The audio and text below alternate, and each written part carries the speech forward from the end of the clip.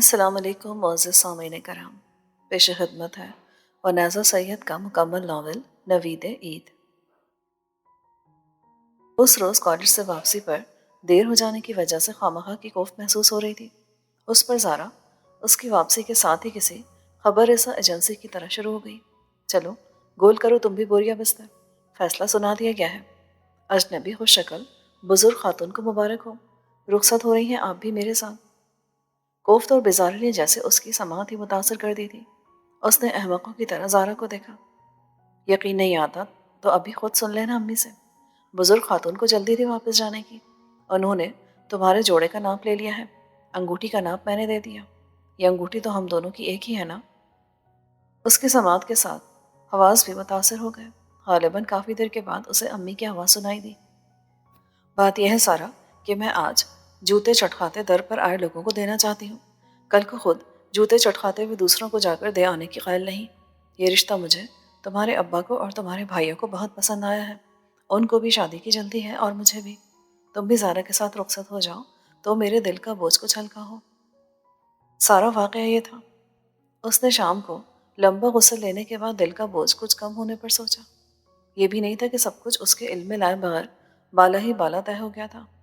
اجنبی خوش شکل بزرگ خاتون پچھلے 2 ماہ سے چکر لگا رہی تھی۔ انہوں نے سارا کو بھابھی کے بھانجے کی سالگرہ پر دیکھا تھا۔ نہ جانے انہیں اس کی کون سی بات پسند آ گئی تھی۔ حالانکہ آپ ہی کا خیال تھا کہ اسے تقریبات میں جانے کا ڈھنگ بالکل نہیں آتا۔ اس روز بھی وہ زارا کے بخار کی وجہ سے گئی تھی۔ خاتون کو اپنے پوتے کے لیے رشتہ درکار تھا، جسے انہوں نے اس کی ماں کے ہوتے ہوئے بھی خود پالا تھا۔ وہ ان کے پہلی مرتبہ آنے پر ہی ٹھٹک گئی تھی۔ پچھلے برس زارا کے لیے جب اس کی سانس رشتہ لے کر آئی تھی تو ان دنوں وہ بھی اس طرح کی باتیں کیا کرتی تھی۔ زارا ان خوبیوں پر بہت دور تک پورا اترتی تھی، لیکن سارا کا معاملہ قطعی الٹا تھا۔ سگڑ ہو، سلیقہ مند ہو، وہ قطعی نہیں تھی۔ 4 لوگوں میں رہنے کا قرینہ آتا ہو، اسے بالکل بھی نہیں آتا تھا۔ زیادہ پڑھنے لکھنے کی کیا ضرورت ہے؟ اسے بہت ضرورت تھی۔ بس گھر گرہستی سنبھال لے، ڈنگ پٹاؤ نہ ہو۔ اس میں نہ یہ مثبت خوبی تھی اور نہ ہی دوسری منفی۔ سو وہ مطمئن تھی اس کے رنگ ڈھنگ دیکھ کر وہ خود ہی رفو چکر ہو جائیں گی۔ لیکن انہوں نے تو بقول آپ ہی کے دہلیز کی مٹی لے لی تھی، اور انتہا یہ تھی جو آج امی نے سنائی تھی۔ یہ رشتہ مجھے تمہارے ابا کو اور بھائیوں کو بہت پسند آیا ہے، امی نے کہا تھا۔ اسے معلوم تھا کہ یہ بات کہاں تک درست ہے۔ بیچارے ابا بہت دنوں سے امی کو سمجھا رہے تھے، ان معاملوں میں اتنی جلدی نہیں کرتے، بہت دیر ہو جائے گی تو پچھتاوا ہی پچھتاوا رہ جائے گا۔ امی کا موقف تھا۔ اور پھر سارا کی عمر ہی کیا ہے؟ وہ ٹھہرے ہوئے لہجے میں پوچھتے۔ جتنی پچھلے برس زارا کی تھی جب اس کا رشتہ طے ہوا تھا، پر کچھ دیکھنا بھالنا تو چاہیے۔ وہ ہار کر کہتے، کوئی فیصلہ کرے اور دیکھے بھالے۔ ویسے بھی میں رضامند ایسے ہی نہیں ہوئی۔ بے حد شریف خاندان ہے۔ دادی نماز روزے کی پابند اور خاموش طبع، باپ دیانتداری کی روٹی کماتا تھا، حق حلال کی۔ ماں دادی کی طرح تہجد گزار اور چپ چاپ۔ بہنیں فرشتہ سیرت، بیٹے باپ کا عکس۔ 2 بڑے باہر ہوتے ہیں، گھر بھر دیا مگر اکڑ غرور نام کا نہیں۔ امی نان سٹاپ شروع ہو جاتی۔ ابا کو آخر میں ہار مانتے ہی بنی، اور بھائیوں کی بھی خوب کہی۔ سجاد بھائی کو بہت سے کام امی سے رہتے تھے، وہ امی کے آگے بولنے کا سوچ بھی نہیں سکتے تھے۔ ان کے بہت سے مفادات کو نقصان پہنچنے کا خطرہ ہو جاتا تھا۔ زبیر بھائی سدا کے لاپرواہ تھے، وہ بس ہوتے کو دیکھنے کے عادی تھے۔ کیوں ہوا اور کیسے ہوا انہیں اس میں کبھی دلچسپی نہیں رہی تھی۔ ہاں، اس معاملے کو سننے کے بعد انہوں نے ایک بار یہ ضرور کہا تھا، سارا تو بہت چھوٹی نہیں ابھی، لیکن خیر۔ اور پھر جیسے انہیں امی کا مسئلہ سمجھ میں آ گیا، اور بیچارہ جاوید تو خیر کسی گنتی میں ہی نہیں تھا۔ اس کی رضامندی یا اعتراض کے کوئی معنی نہیں تھے۔ آپی اور بھابھی اس بات پر خوش تھی کہ گھر میں ایک ساتھ 2 شادیاں ہوں گی اور خوب رونق رہے گی، اور یہی سارا واقعہ تھا۔ اس نے سارے معاملے پر غور کرنے کے بعد سوچا، امی کو جب سے ہارٹ اٹیک ہوا تھا ان کے دل میں عجیب سے وہم گھر کرنے لگے تھے۔ پچھلے سال انہوں نے جس طرح مارا مار زارا کا رشتہ طے کیا تھا، انہی کی ہمت تھی، اور یہ رشتہ تو گویا بیٹھے بٹھائے ان کی گود میں آن گرا تھا، نعمت غیر مترقبہ کے طور پر۔ وہ شک کرنے کی عادی نہیں تھی۔ جو لوگ محبت سے ملتے ہیں ان کا شکریہ، اندر سے وہ جیسے بھی ہوں۔ پچھلے برس زارا کی ساس کی محبت پر انہوں نے کوئی شک نہیں کیا تھا، اور گزرے 1 سال نے یہ ثابت کر دیا کہ ان کا فیصلہ درست تھا، اور اب سارا کے بات کے معاملے میں بھی وہ مطمئن تھی اور کسی نے ان سے اختلاف نہیں کیا تھا۔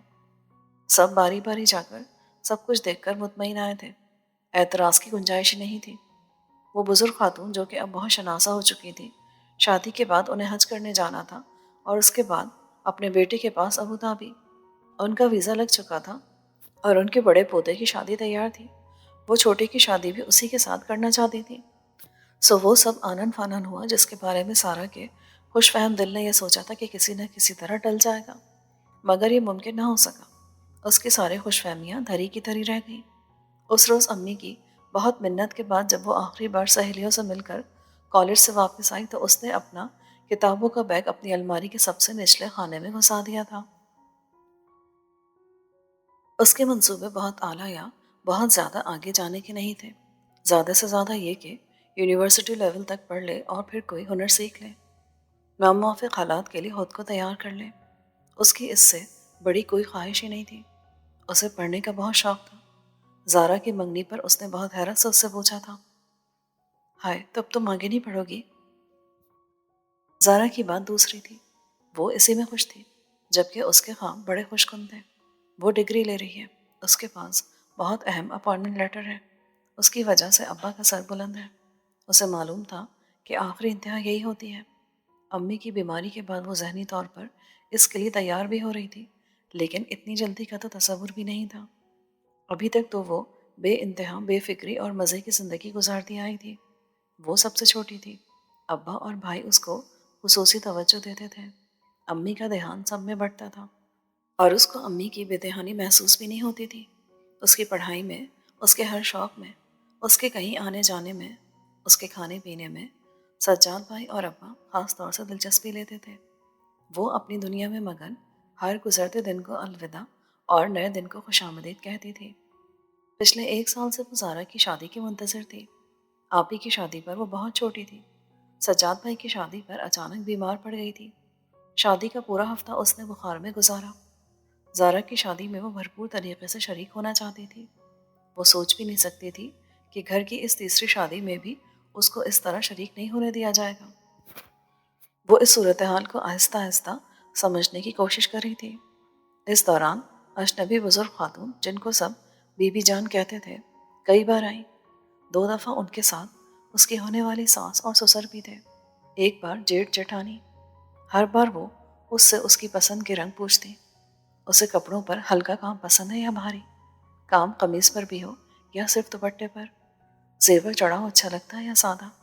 اور ہر بات کے ساتھ اپنی رائے ضرور دیتی۔ اس فن کو ہلکے رنگ پسند ہے، بھاری کام تو چبھتا ہے۔ جڑاؤ زیور کیا ہوا، نرا ٹانکا۔ زیور سادہ ہونا چاہیے، بکے تو کوئی مول تو ہو۔ اسے ان چیزوں کا کوئی تجربہ نہ تھا۔ ریشمی کپڑا اسے ویسے ہی پسند نہیں تھا۔ تقریبات کے لیے زبردستی بنوانے پڑتے تھے۔ کپڑوں پر کام بھی بڑی دقت پیدا کرتا تھا۔ دوپٹہ کہیں جاتا اور خود کہیں۔ زیور سونے کا چھوڑ کبھی آرٹیفیشل بھی نہیں پہنا تھا۔ زارا اپنے ٹافیوں والے ڈبے میں تاک جھانک کے بعد اس کے کپڑوں سے ملتے جلتے رنگ کے چھوٹے موٹے ٹاپ زبردستی اس کے کانوں میں اڑس دیتی، وہ بھی صرف شادی بیاہ کے موقع پر۔ آدھی تقریب کے بعد وہ انہیں چپکے سے اتار کر بھابھی کے پرس میں رکھ دیتی۔ اس کا ان باتوں میں تجربہ بہت محدود تھا، اسی لیے وہ خاموشی سے ان کی شکل دیکھتی رہتی، اس کے بجائے امی یا بھابھی جواب دے دیتی۔ اصل میں وہ ایک عجیب سے شوق میں مبتلا تھی، ایک دم سے کسی چیز کے کھو جانے کا غم، احساس جدائی۔ ابھی تو اس نے کچھ بھی نہیں دیکھا تھا، کچھ بھی نہیں کیا تھا۔ ایک یہی دکھ اس پر آسیب کی طرح چھا گیا۔ وہ کسی سے کچھ کہنے کی عادی نہیں تھی، دل کی بات اندر ہی رکھتی تھی، لیکن اب اس کا دل چاہتا کوئی اس کی سنے، وہ کسی سے کچھ کہے، لیکن گھر میں ہر شخص مصروف تھا۔ کبھی کبھار مانی ماموں آ جاتے، وہ ان کے سامنے ایک ہی دفعہ اپنے دل کا بوجھ ہلکا کرنا چاہتی تھی، لیکن وہ جتنی دیر ٹھہرتے ہر بات کو ہنسی میں اڑا کر ہلہ گلا مچا دیتے۔ دیکھ لو، ایک ہی سال میں مقابلے پر دوسرا آ گیا ہے، تم اپنے انجینئر صاحب کو سمجھا دینا، ہم نے ایک اور انجینئر ڈھونڈ نکالا ہے، اب بچ کے رہیں۔ وہ زارا سے کہتے، سارا بھائی موصوف ٹھہرے سول انجینئر، گھر تو خوب ہی جلدی بنائیں گے تمہارے لیے۔ وہ اس کو مخاطب کرتے، لو وہ کیا اور گھر بنائے گا، یہ بڑا گھر بنایا ہے، انہوں نے نیا سمن آباد میں 5 bedrooms, attach bathrooms کا، اتنا تو بڑا لان ہے ان کے گھر کا، اور بھائی کیوں نہ ہو، دونوں بڑے بھائی باہر جو ہوتے ہیں ابو دھابی میں۔ بھابھی، جن کی وساطت سے یہ نیا رشتہ آیا تھا، ہاتھ ہلا کر جواب دیتی، بھابھی باہر رہنے والوں سے نہ جانے اتنی متاثر کیوں تھی؟ دن پر لگا کر اڑ رہے تھے۔ امی نے دن رات ایک کر کے اس کے حصے کا سارا کام 2 مہینوں میں کیا۔ گدے، لحاف، تکیے انہوں نے سب پہلے سے ہی بنا کر رکھے ہوئے تھے۔ لحاف بھروانے کا کام تھا، باقی کا سارا جہیز وہ 10 سال پہلے سے ان دونوں کے لیے بنا رہی تھی۔ کمی بیشی اب پوری ہو رہی تھی۔ زارا سب تیاریوں میں پیش تھی، یہ سوٹ، یہ نیل پینٹ، وہ سوٹ، وہ سینڈل، جبکہ اس کا اپنا دل اڑا اڑا سا رہتا۔ جوں جوں دن گزرتے جا رہے تھے، اس کے چہرے کی رونق ختم ہو رہی تھی۔ پھر ایک روز مانی ماموں بھاگ گئے۔ کیوں بھائی سارا، کیا بہت یاد آتے ہیں انجینئر صاحب؟ وہ سنجیدہ بات بھی مذاق میں ہی کرتے تھے، کیوں پریشان ہو؟ اب وہ واقعی سنجیدہ ہو گئے۔ بس اتنی ذرا سی ہمدردی کی وہ منتظر تھی، اس کی آنکھوں سے جھر جھر بہتے آنسوؤں نے ان کو بالکل بوکھلا دیا۔ کیا مطلب ہے سارا، مجھے بتاؤ، ہم اچھے دوست ہیں نا؟ وہ گھبرا کر پوچھ رہے تھے۔ تمہارے ساتھ کوئی زیادتی تو نہیں ہو رہی؟ میرا مطلب ہے کہ تم کہیں اور نہیں۔ اسے کرنٹ لگا اور ساتھ ہی آنکھیں بھی خشک ہو گئیں۔ وہ کچھ اور ہی سوچنے لگے تھے۔ میں بھی پڑھنا چاہتی تھی اور مجھے ڈر لگتا ہے۔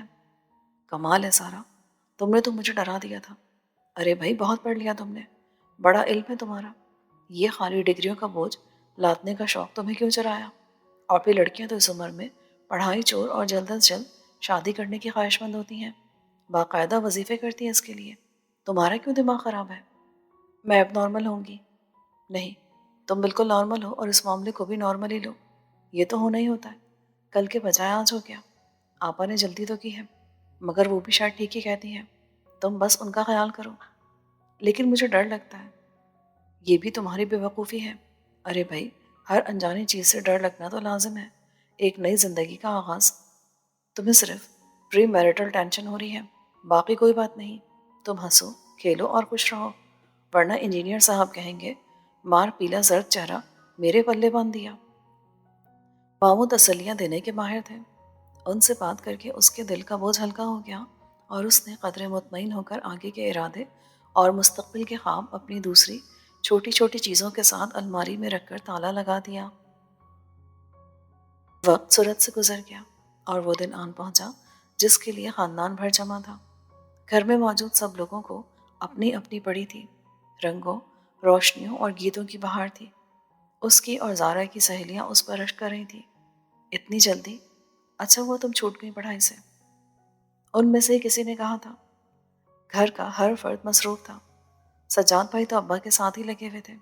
شادی کے دنوں میں زبیر بھائی بھی اپنی ڈھیر ساری مصروفیات چھوڑ کر ادھر ہی متوجہ تھے۔ امی کو دم بھر بھی سانس لینے کی فرصت نہ تھی، پھر بھی وہ ان دونوں کے پاس گھڑی 2 گھڑی آ کر بیٹھ جاتی۔ مہندی کے روز جب سب لوگ کھانا کھانے میں مصروف تھے، ابا اتنے دنوں میں پہلی بار ان کے کمرے میں آئے تھے۔ تمہاری ماں نے تمہارے لیے بہتر فیصلے کیے ہوں گے، کیونکہ کوئی ماں اپنی اولاد کے لیے برا نہیں چاہتی۔ انہوں نے ان دونوں کو بازوؤں کے گھیرے میں لے کر کہا، یہ ایک نئی زندگی کا آغاز ہے۔ تمہاری اب تک کی زندگی میں میں نے تم لوگوں کو وہ سب کچھ مہیا کرنے کی کوشش کی ہے جو میرے بس میں تھا۔ اب تک تمہاری بہتر زندگی کے لیے جدوجہد کرنا میرا کام تھا، لیکن اب ایک بہتر زندگی گزارنے کی کوشش تم لوگوں کو خود کرنا ہوگی۔ وہ آہستہ آہستہ کہہ رہے تھے۔ ابا کیا کہہ رہے تھے؟ ان کے جانے کے بعد زارا نے اچانک چونک کر پوچھا، تم نے خود کیوں نہیں سنا؟ اس نے روکھے پن سے جواب دیا، میرا دھیان تو مہندی کی طرف تھا، دیکھو اس سائڈ سے تو جھڑ بھی گئی، نہ جانے انجم کہاں چلی گئی، ذرا دوبارہ سے لگا دیتی۔ اس نے اگر نہیں سنا تھا تو اسے کوئی خاص دلچسپی بھی نہیں تھی کہ ابا نے کیا کہا تھا۔ یہ زارا کی سدا کی عادت تھی، جو بات وہ دھیان سے سننا نہیں چاہتی تھی وہ وہاں موجود ہوتے ہوئے بھی جہاں وہ بات کہی جاتی اس نے نہیں سننی تھی۔ بقول مانی ماموں کے وہ اپنے کانوں کے سوئچ آف کر لیتی تھی اور پھر چونک کر پوچھتی تھی، اس نے کیا کہا تھا؟ ابا نے کہا ہے کہ اب بہتر زندگی گزارنے کے لیے تمہیں خود کوشش کرنا ہوگی۔ قدرے توقف کے بعد اس نے آہستگی سے کہا۔ اسے معلوم تھا کہ زارا اب بھی نہیں سن رہی، وہ اپنی مہندی کے ڈیزائن میں الجھی ہوئی تھی۔ نہ جانے دقت طلب باتیں ہمیشہ اسے ہی سننے اور سمجھنے کو کیوں ملتی تھی۔ شادی کا دن ہنگامے اور شور سے شروع ہوا۔ دونوں باراتیں لاہور سے آنا تھیں، لیکن اس کی بارات پہلے پہنچی۔ اس کے معاملے میں نہ جانے ہمیشہ ہی جلدی کیوں ہو جاتی تھی۔ بارات کے استقبال کرنے والوں کے تبصرے جاری تھے۔ دولہا اور اس کے کپڑوں پر بحث زور و شور سے ہو رہی تھی۔ پھر زارا کی بارات بھی آن پہنچی۔ زارا کے دولہا نے شیروانی پہنی ہے، سارا کا دولہا یوں ہی سوٹ پہن آیا۔ بھلا کیا ضرورت ہے لاٹ صاحب بننے کی، ایک ہی تو دن ہوتا ہے۔ بڑی خالہ خود کلامی کرتے ہوئے گزری۔ ان کی خود کلامی ہمیشہ کی طرح بلند آواز میں تھی۔ نکاح کے بعد اس نے لان میں کھلنے والی کھڑکی سے باہر دیکھا۔ اس کی بڑی نند لان کے بیچوں بیچ کرسی پر چڑھی بری کا ایک ایک جوڑا گھما گھما کر دکھا رہی تھی۔ توبہ توبہ، بری دکھانے کی کیا تک ہے، خامخواہ کا شو آف۔ بڑی خالہ نے ایک مرتبہ پھر خود کلامی کی۔ کتنا چیپ لگتا ہے۔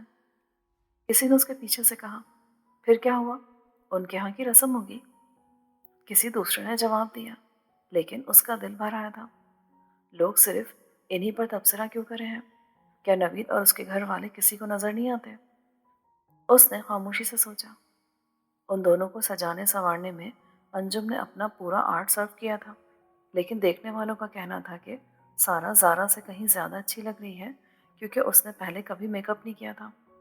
2 سیٹ، دونوں کے دونوں سادے۔ بڑی خالہ کی خود کلامی جاری تھی۔ اس نے کنکیوں سے زارا کی جانب دیکھا۔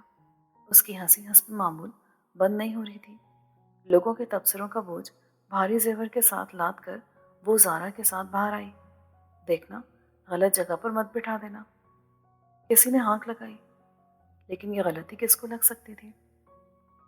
جس اجنبی نامانوس شخص کے ساتھ اس کو بٹھایا گیا تھا، اس کے چمکتے جوتوں پر پینٹ کے پائچے سجے تھے۔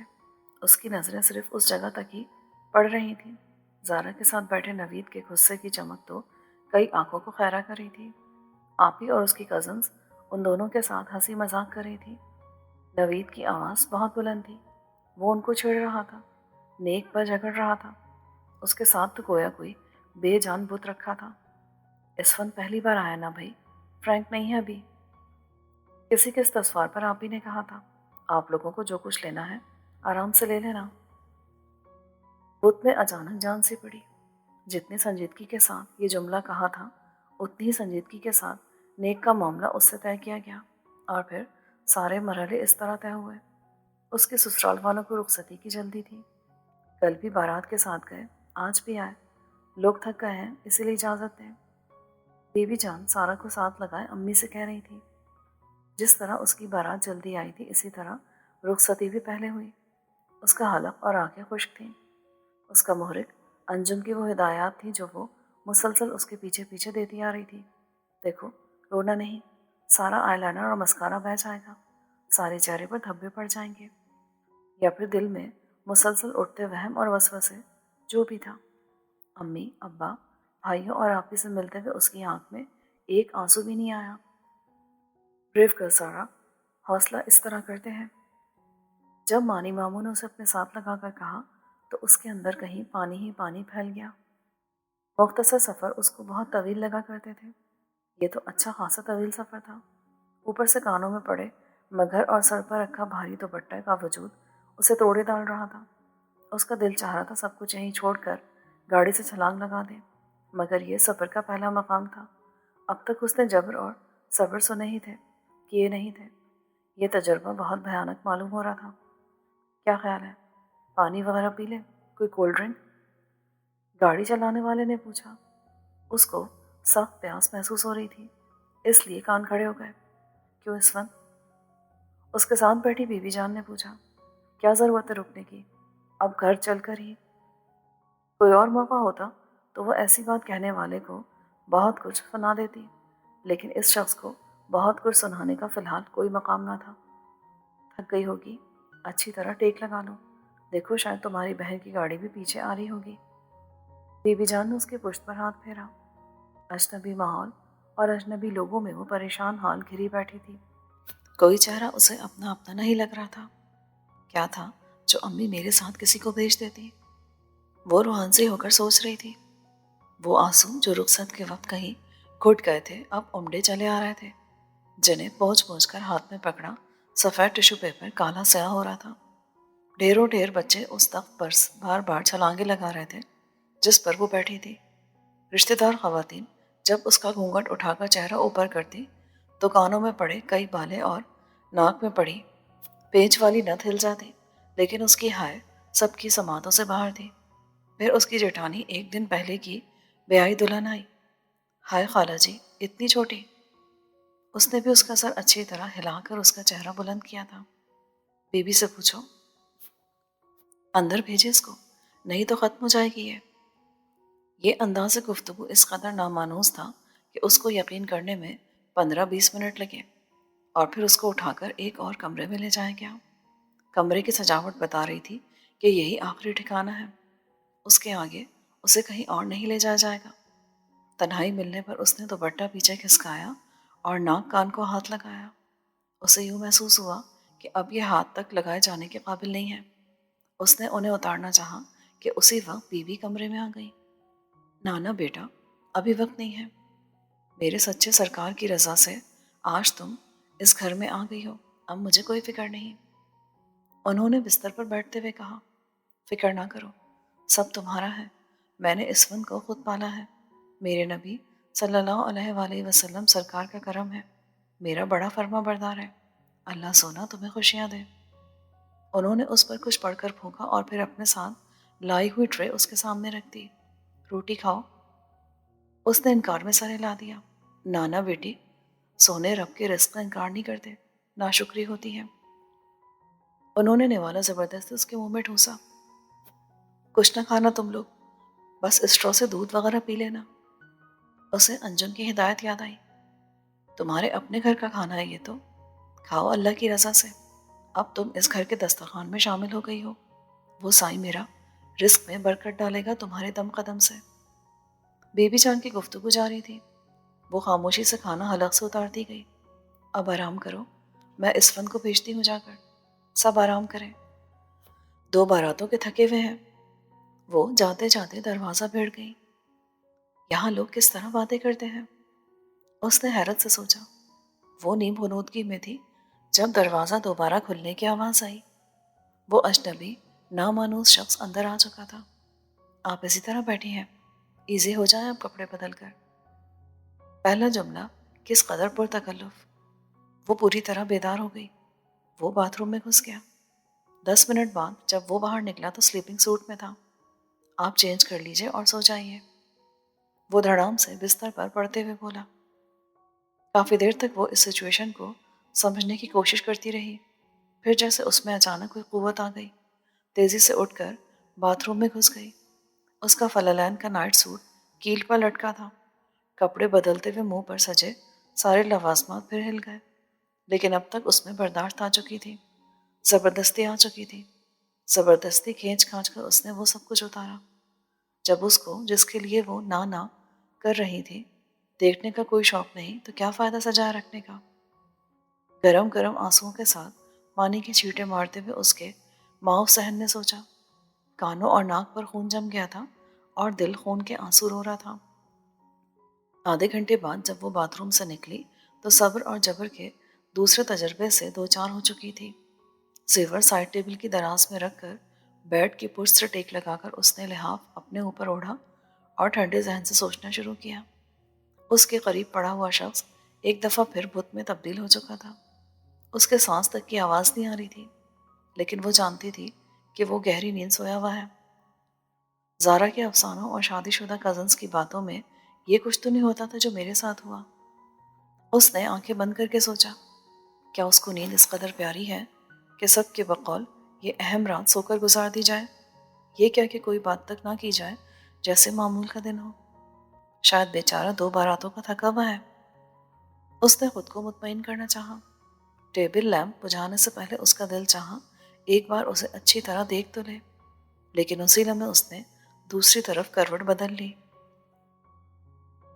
पूरी रात वक्फे वक्फे से उसकी आंख खुलती रही। नई जगह पर नींद उसे कभी नहीं आती थी, लेकिन ये शायद दिन भर की थकन का एजाज था जो उसकी आंख लग गई थी। सुबह दरवाजे पर दस्तक से जब उसकी आंख खुली तो उसने दिन की रोशनी में अपने साथ पड़े बुत की तरफ देखा। وہ اسی کروٹ لیٹا تھا جس پر رات کو تھا۔ دروازے پر دستک تیز ہوئی تو وہ ہڑبڑا کر اٹھا۔ نیند کھلنے کے بعد کچھ دیر اس نے حالات کو سمجھنے میں لگائی اور پھر سلیپر پہن کر دروازے کی جانب تقریباً بھاگا۔ ایسی بھی کیا نیند بھائی؟ یہ اس کی بڑی نند باجی شمیم تھی۔ وہ ان کے اندر آنے تک دروازے سے چپکا کھڑا رہا۔ ان کے اندر آنے کے بعد چپکے سے باہر نکل گیا۔ ہاں ہے، غرارہ سوٹ کرسی پر کیوں رکھ دیا؟ الماری میں لٹکانا تھا نا ہینگر پر۔ وہ اس کے قریب آتے آتے ٹھٹک گئی۔ 8,000 کا غرارہ سوٹ ہے، آج بھی پہننا تھا۔ ہماری طرف کے ملنے والوں نے تو دیکھا بھی نہیں، کوئی شوئی نہیں بنی۔ وہ تمہاری بہن کے سسرال والے تو بازار کا بنا بنایا لے گئے تھے، 2-2.5 ہزار روپے والا۔ آتشی گلابی میں نے تو آپا کو کہا تھا پہلے دن کے لیے وہی لے لو، پر ان کو بڑا شوق تھا، مہنگا جوڑا پہلے دن پہننا ہے، لو اب دوبارہ استری کرنا پڑے گا۔ وہ نان سٹاپ بول رہی تھی۔ وہ شخص جس کے نام کے توسط سے وہ یہاں تک آئی تھی، اس کو باجی شمیم کے نرغے میں چھوڑ کر کیسا دم دبا کر بھاگا تھا۔ ناشتہ کیا کرتی ہو؟ بی بی جان اپنے وظیفے سے فارغ ہوتی تو خود پوچھ لیتی۔ انہوں نے غرارہ جھاڑتے ہوئے کہا، دیکھو یہ یہاں پڑا تھا۔ سارا وٹو وٹ ہو گیا۔ دوسرا جملہ انہوں نے پیچھے آتی بڑی بھابھی سے کہا۔ بڑی بھابھی کے پیچھے لوگوں کا ہجوم تھا۔ کوئی اسفند کی مامی تھی، کوئی چچی، کوئی صرف رشتہ داروں کی رشتہ دار۔ اس رات کو شاید اس کی شکل دیکھ دیکھ کر ان کی تسلی نہیں ہوئی تھی۔ وہ دوبارہ اس کا چہرہ اٹھا اٹھا کر دیکھ رہی تھی۔ اس کی چھوٹی نند آسماں کھانے کی ٹرے اٹھائے کمرے میں آ گئی۔ شمیم، رات والا سالن نہیں بچا جو دلہن کے ساتھ آیا تھا، اور چاول؟ کہیں سے آواز آئی، کہاں باجی جی؟ سالن میں شوربہ نام کو نہیں تھا، منٹوں میں ختم ہو گیا۔ اور چاول اتنے سخت، کھانے کے قابل تھے کہاں؟ ہم نے تو رات کو خود روٹیاں پکائی تھی، چاول تو امی نے بھیج دیے تھے، پکی ٹھٹی، خالہ رضیہ کی طرف۔ وہ بانٹ دیں گے ٹپری واسیوں میں، وہاں بہت ہوتے ہیں۔ یہ بات انہوں نے بیڈ کور کی شکنیں نکالتے ہوئے اس کے کانوں میں تقریباً منہ گھسیڑ کر کہی تھی۔ اس کا دل ہول گیا۔ اس کے گھر کے کھانے کی سبھی نے بہت تعریف کی تھی، بارات کے ساتھ آنے والوں نے بھی، اور اب نہ جانے وہ کیسے برا ہو گیا تھا۔ چلو کوئی تو اللہ سونے کی مخلوق کھائے گی، ٹپری باز بھی اسی پاک معبود کی مخلوق ہوتے ہیں۔ ایک مانوس آواز اس کے قریب سے آئی۔ اس نے گردن گھما کر دیکھا۔ وہ تسبیح پڑھ رہی تھی۔ پرسوں بھی تو آیا تھا کھانا زری کے ساتھ، کیسا پورا ہوا تھا؟ باجی شمیم کا افسوس نہیں جا رہا تھا۔ اچھا اب ذرا کمرہ خالی کرو، دلہن ناشتہ تو کرے سکون کے ساتھ۔ انہوں نے اس پر کرم کیا اور کمرہ منٹوں میں خالی ہو گیا۔ پھر کیسا لگا اسفند؟ انہوں نے آگے جھک کر پوچھا۔ نیوالا اس کے حلق میں پھنس گیا۔ جو شخص رات 11 بجے سے صبح 8 بجے تک بغیر کچھ کہے مسلسل سوتا رہا، وہ کیسا لگ سکتا تھا؟ اللہ سونے کے کرم سے بڑے گناہ اس میں، بڑا فرما بردار ہے۔ انہوں نے خود ہی جواب دے کر اس کی مشکل آسان کر دی۔ وہ اس کی تعریفوں میں مشغول تھی۔ جب وہ کمرے میں واپس آیا، بغیر ادھر ادھر دیکھے باتھ روم میں گھس گیا۔ لو، میں نے تو پوچھنا تھا دلہن کیسی لگی ہے؟ انہوں نے برتن سمیٹتے ہوئے کہا۔ ان کے جانے کے بعد اس نے ایک بار پھر کمرے کا جائزہ لینا شروع کیا۔ یقیناً ان 5 بیڈ رومز میں سے ایک تھا جن کے بارے میں بھابھی نے بتایا تھا۔ درمیان میں اس کے جہیز کا ڈبل بیڈ تھا جو 3 دن پہلے سامان کے ساتھ پہنچا تھا۔ اس کے پیچھے 2 شیلف بنے ہوئے تھے، ایک سائڈ پر 2 کرسیاں، ایک دپائی، فرش پر قالین کا چھوٹا ٹکڑا اور ایک ڈریسنگ ٹیبل۔ چیزیں سب اپنی اپنی جگہ پر تھیں، لیکن سب پر ہی گرد کی ایک دبی سطح بتا رہی تھی کہ انہیں کپڑے کی جھاڑ کھائے کافی عرصہ ہو گیا تھا۔ اس کا جائزہ ابھی مکمل نہیں ہوا تھا۔ جب وہ باتھ روم سے نکلا، سامنے کرسی پر بیٹھ کر اس نے ہاتھ میں پکڑے تولیے سے گیلے بال رگڑنا شروع کیے۔ کافی دیر اس مشغلے میں مصروف رہنے کے بعد وہ اٹھا اور ڈریسنگ ٹیبل کے آئینے میں خود کو گھورتا ہوا بال بنانے لگا۔ اس کے ہر عمل سے یوں لگ رہا تھا جیسے وہ کمرے میں تنہا ہو۔ یا اللہ، یہ بولتا کیوں نہیں ہے؟ اس کی خاموشی پر اس نے گھبرا کر سوچا۔ اس بات کا تو اسے یقین تھا کہ وہ بولنے سے قاصر نہیں ہے، لیکن اس کی مکمل خاموشی کی کوئی وجہ سمجھ میں نہیں آ رہی تھی۔ کیا 2 باراتوں کی تھکن ابھی تک نہیں اتری؟ اس نے دوسری بات سوچی۔ اپنے حلیے سے مطمئن ہو کر وہ باہر کی طرف چلا۔ دروازہ کھلا اور بہت سے مانوس چہرے اندر آ گئے۔ ایک دم ان سسرالی رشتے داروں کو دیکھ کر وہ گھبرا گیا تھا یا ویسے ہی تقریباً بھاگ نکلا تھا؟ سب سے ملتے ہوئے اس نے دھیان نہیں دیا۔ وہ سب زارا کے ولیمے کے لیے آئے تھے۔ سارا اور زری کا ولیمہ شام کو تھا۔ ہم نے سوچا پہلے تم سے ملتے جائیں، امی ابو تو سیدھے زارا کی طرف گئے ہیں، شام کو آئیں گے۔ اس کی آنکھوں میں رات بھر کی اٹھائی کوفت اور دکھ کے آنسو آنے لگے۔ ہائے سارا، رو رہی ہو؟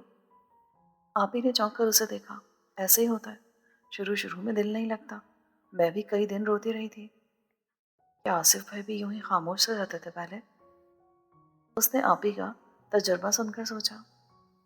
حالانکہ ان سے زیادہ باتونی آدمی سارا نے کہیں اور نہیں دیکھا تھا۔ نئی جگہ ہوتی ہے، بندہ ایڈجسٹ نہیں کر سکتا اتنی جلدی۔ انجم نے خیال ظاہر کیا، تم یہ تو بتاؤ کیسے ہیں اسفند بھائی؟ وہ اس چلتے پھرتے خاموش بت کے بارے میں کیا خیال ظاہر کرتی؟ کیا دیا انہوں نے؟ سعدیہ نے پوچھا۔ ایک طویل اور خاموش رات۔ وہ خاموش بیٹھی ہر بات کا جواب محض سوچتی رہی۔ سونے پیارے جیون جو کہ لوگ آئے ہیں آج میرے گھر میں۔ بی بی اندر داخل ہوئی۔ آپی اور بھابھی تجربے کارانہ انداز میں ان سے ملنے لگی۔ پھر وہ ان کے ساتھ زری کے کمرے کی طرف چلی گئی اور وہ اپنی کزنس کے ان سوالوں کے جواب دینے لگی جن کے جواب در حقیقت اس کو نہیں آتے تھے۔ کچھ دیر بیٹھنے کے بعد وہ لوگ سارا کی طرف چلے گئے۔ شام کو باجی شمیم نے اسے استری شدہ چمکتا غرارہ دوبارہ پہنوا کر میک اپ کر کے باہر لا بٹھایا۔ اس کے قریب ہی زری بیٹھی تھی۔ اب اس کو اپنے رشتہ داروں سے باقاعدہ متعارف کروایا جا رہا تھا۔ اس نے اپنے دونوں جیٹ اس وقت ہی دیکھے۔ اس دلہن کا اپنی طرف کا زیور تو بڑا ہی ہلکا ہے۔ باجی شمیم کی ساس نے جو بہت دیر سے ادھر بیٹھی تھی کہا، اپنی اپنی حیثیت ہے نا امی جی، یہ تو بی بی سے پوچھیں۔ باجی شمیم نے اکتاوے لہجے میں جواب دیا۔ بی بی سارے لان میں گھومتے ہوئے ہر ایک کے صدقے ہو رہی تھی۔ امی کو دیکھ کر اس کی آنکھیں ایک بار پھر دھندلا گئی۔ امی بی بی کا خلوص اور پیار دیکھ کر نہال ہو گئی۔ بی بی اس کی سانس کو کھینچ کھانچ کر امی کے قریب لا رہی تھی۔ ہائے سارا، آج بھی وہی غرارہ پہن لیا؟ وہ کیوں نہیں پہنا اپنے والا بنارسی سوٹ؟ زارا نے اس کے قریب آتے ہی کہا، میں نے صبح تو وہی پہنا تھا۔ اس نے سر اٹھا کر زارا کو دیکھا۔ اس کا چہرہ ہمیشہ کی طرح تھا، چمکتا دمکتا مسکراتا ہوا۔ اور تمہارا میک اپ کس نے کیا ہے؟ ہائے اللہ، میں پہلے ہی آ جاتی۔ انجم اپنے بیٹے کے منہ میں فیڈر ٹھوستے ہوئے چونکی۔ یکایک اسے محسوس ہوا کہ وہ ایک دن کی دلہن ہوتے ہوئے بھی ان سب سے زیادہ بوسیدہ اور پرانی لگ رہی ہے۔ میں تو آج مے فیئر سے تیار ہو کر آئی تھی، دیکھو اب تک ویسی کی ویسی ہوں۔ زارا نے کہا، اور کیا ملا تمہیں؟ مجھے ڈائمنڈ کا رنگ دیا ہے نوید نے۔ اس نے انگلی لہرائی۔ تمہیں کیا دیا اس فن نے؟ اس کے پاس کسی بھی سوال کا جواب نہیں تھا، لیکن اس کا دل نیچے ہی نیچے جا رہا تھا جیسے بیٹھ گیا ہو۔ ہیلو بلی، پانی ماموں زبیر بھائی اور جاوید کے ساتھ ادھر آئے۔ بھائی اب تو تمہارا احترام کرنا پڑے گا، تم ہو اب شادی شدہ خاتون اور ہم ٹھہرے چھڑے چھاٹ۔ کچھ بھی تو نہیں بدلا، لیکن شاید قسمت کے سوا۔ یک اس پر انکشاف ہوا۔ اس نے سامنے دیکھا، وہ سجاد بھائی کے ساتھ باتیں کر رہا تھا۔ اچھا بھلا تو بولتا ہے، میرے ساتھ اسے باتیں کرتے ہوئے کیا دقت تھی؟ امی کا ارادہ دونوں بیٹیوں اور دامادوں کو ساتھ لے جانے کا تھا۔ نوید اور زارا جانے کے لیے تیار ہو کر آئے تھے، لیکن اپنے کمرے میں اپنے چھوٹے اٹیچی کیس میں چیزیں رکھتے ہوئے اس نے سنا کہ اس فن نہیں جا رہا۔ 100 دفعہ جاتا خوشی سے اس برکتوں والے گھر میں، لیکن کل بھی پرسوں بھی شادیاں ہیں اس کے دوستوں کی۔ شادیوں کا تو سیزن ہے آج کل، بس روز روز۔ کمرے کے وسط میں کھڑی بی بی امی کو بتا رہی تھی۔ کہنے لگا، سارا آج چلی جائے، میں آپ لوگوں کے ساتھ چلا جاؤں گا لینے کے لیے۔ وہ کہہ رہی تھی، وہ لاکھ کم عمر اور انجان سہی، مگر ارمان تو اس کے دل میں بھی تھے۔ کل سے آج تک اس کے ساتھ اس کے دیکھنے سننے کے بالکل برعکس کیوں ہو رہا ہے؟ اس نے اٹیچی زور سے بند کی۔ اسد اور زری بھی زری کے میکے کے لیے جانے کے لیے تیار تھے۔ یہ معمول کے خلاف باتیں اسی کے کھاتے میں کیوں لکھی جا رہی تھی؟ سارا زیور لے کر جا کر کیا کرو گی؟ یہ ہلکا والا سیٹ رکھ لو۔ باجی شمیم اس کی تیاریوں میں بھی مداخلت کرنے کے لیے سر پر کھڑی تھی۔ اس نے سارے ڈبے ان کو پکڑا دیے۔ انہیں کس چیز کی فکر تھی وہ جان نہیں پا رہی تھی، لیکن جب وہ امی کے ساتھ گاڑی میں بیٹھی اس کا دل خواہش کر رہا تھا کہ کاش اس گھر میں گزرا ہوا یہ آخری دن ہو، لیکن کوئی احمقانہ خواہش کمی تو پوری ہوا کرتی ہے۔ اس نے خود ہی سوچا، اپنا گھر، اپنا کمرہ، کتنا شاندار تصور تھا۔ گزری ایک رات نے اسے بہت سی نعمتوں کی حقیقتوں سے آگاہ کر دیا تھا۔ یہاں سب کا سوال تھا، تمہارا میاں کیوں نہیں آیا؟ لو بھلا، وہ دوستوں کی شادیاں ان 2-3 دنوں کے لطف سے زیادہ اچھی ہوتی ہیں بھلا۔ پھر کئی طرح کے تبصرے، سارا کے سسرال والے کچھ اکڑے اکڑے سے معلوم نہیں ہوتے؟ ویسے تو سارا کا میاں زارا کے میاں سے زیادہ خوش شکل ہے، لیکن روکھا سا لگا مجھے تو۔ بڑی خالہ کی خود کلامی، اسے قسمت کے بدل جانے کا یقین کچھ زیادہ ہونے لگا۔ سارا کی دادی ساس تو بڑی چالاک سی لگتی ہے، ہر ایک کے صدقے وارے ایسے ہی لوگ جاتے ہیں۔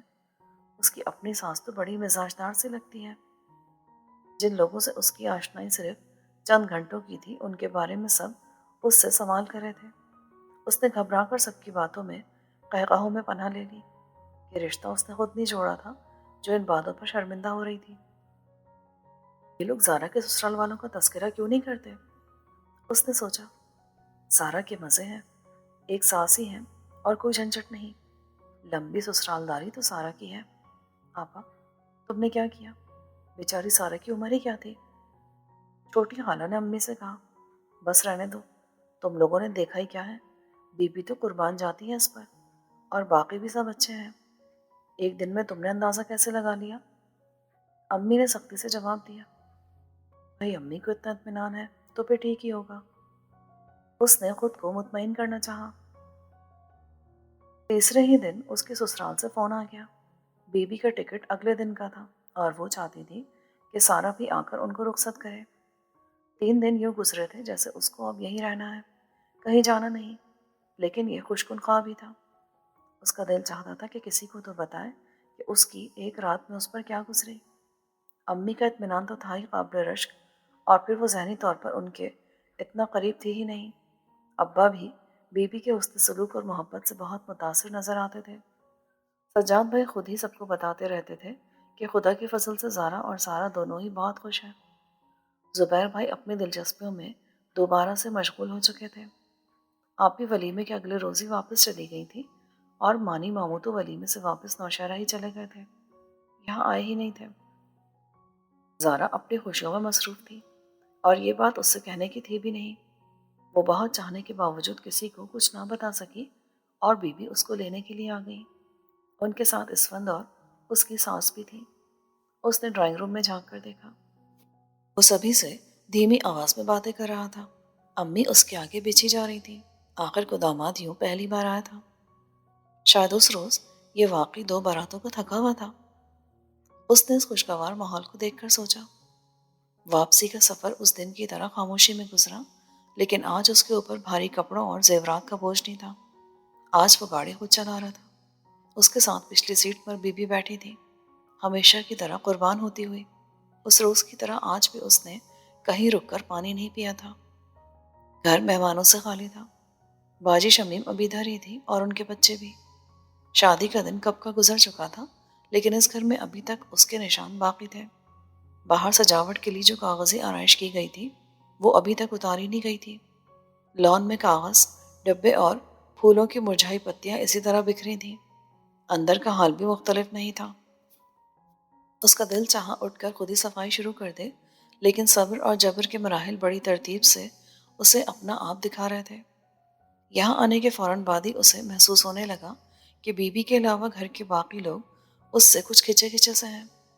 بی بی گھر کے جس فرد کے بارے میں پوچھتی، معلوم ہوتا کہ زری کے کمرے میں ہے۔ بی بی نے اس کو اپنے ساتھ زری کے کمرے میں چلنے کو کہا۔ زری کے کمرے کی سجاوٹ قابل دید تھی۔ اس کے ارد گرد سب گھر والوں کا ہجوم تھا۔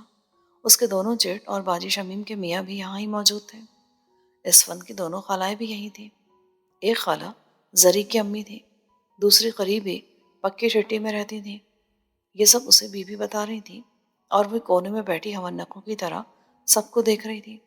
اس کی سمجھ بھی نہیں آ رہا تھا کہ ایسے موقعوں پر کیا کرنا چاہیے۔ وہ خود اٹھ کر ان میں جا بیٹھے یا اس بات کا انتظار کرے کہ وہ اس سے کوئی بات کرتے ہیں۔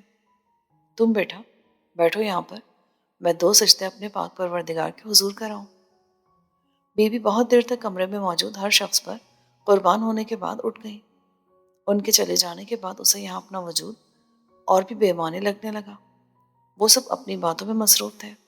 کس شادی پر کس نے کیا دیا تھا، کون کیا پہن کر آیا تھا، کس نے کتنا کھانا کھایا تھا۔ پھر شادی کی مووی لگا دی گئی۔ سب چھوٹے بڑے انہماک سے مووی دیکھنے لگے۔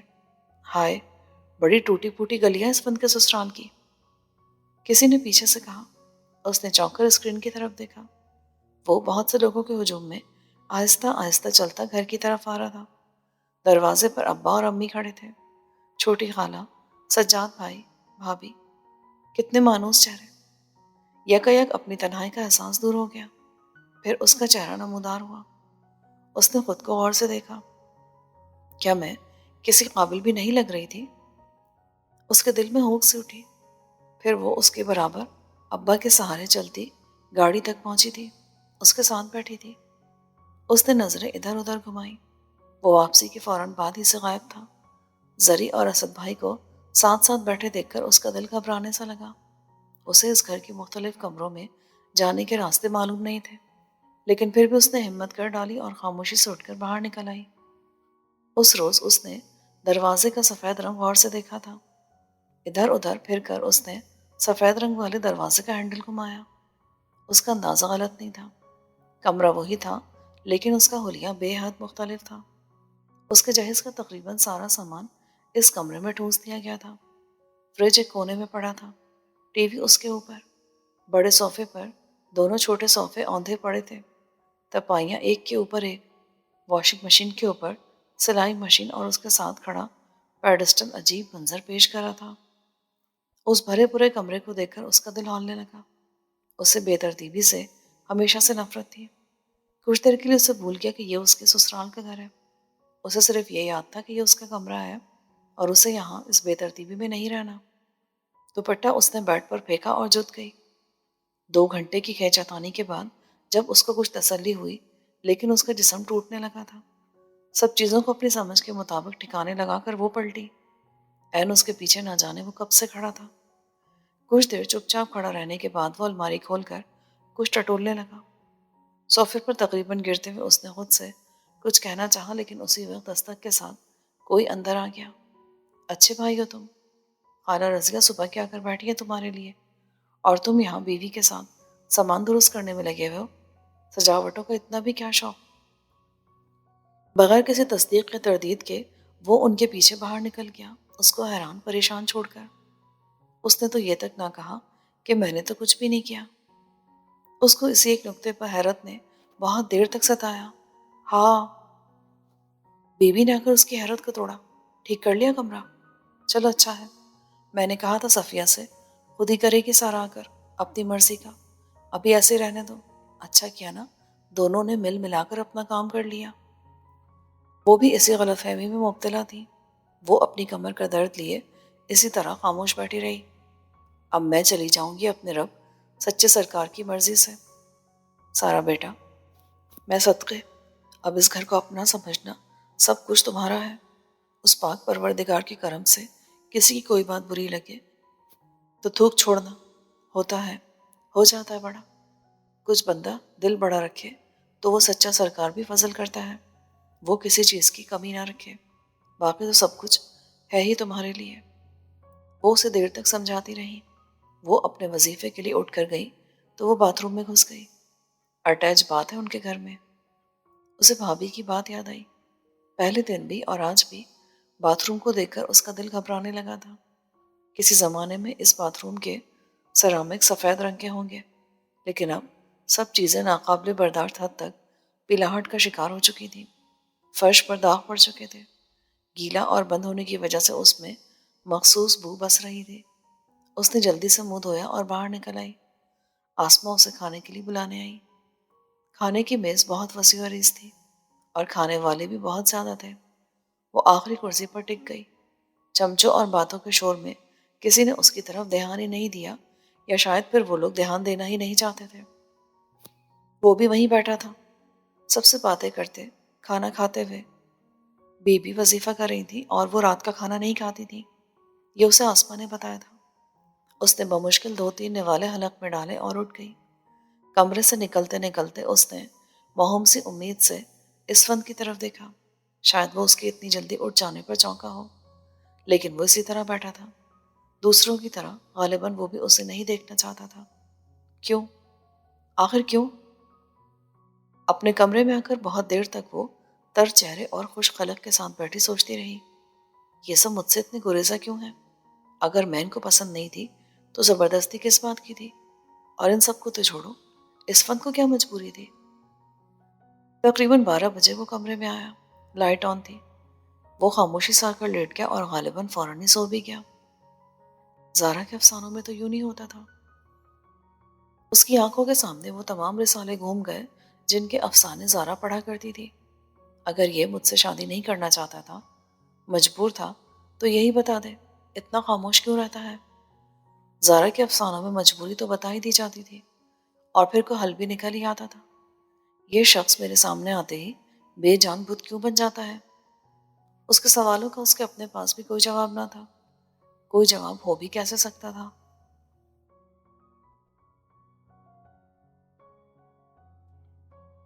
بہت پہلے ایک بار اسے وہم سا ہوا تھا کہ امی اس کے کام ہمیشہ عجلت میں کرتی ہیں۔ جب اسے اسکول میں داخلہ لینا تھا، انہی دنوں جاوید سخت بیمار پڑ گیا۔ اچھے اسکولوں کے داخلے کی تاریخیں نکل گئیں۔ جلدی میں اسے محلے کے ہی ہائی اسکول میں داخل کروا دیا گیا۔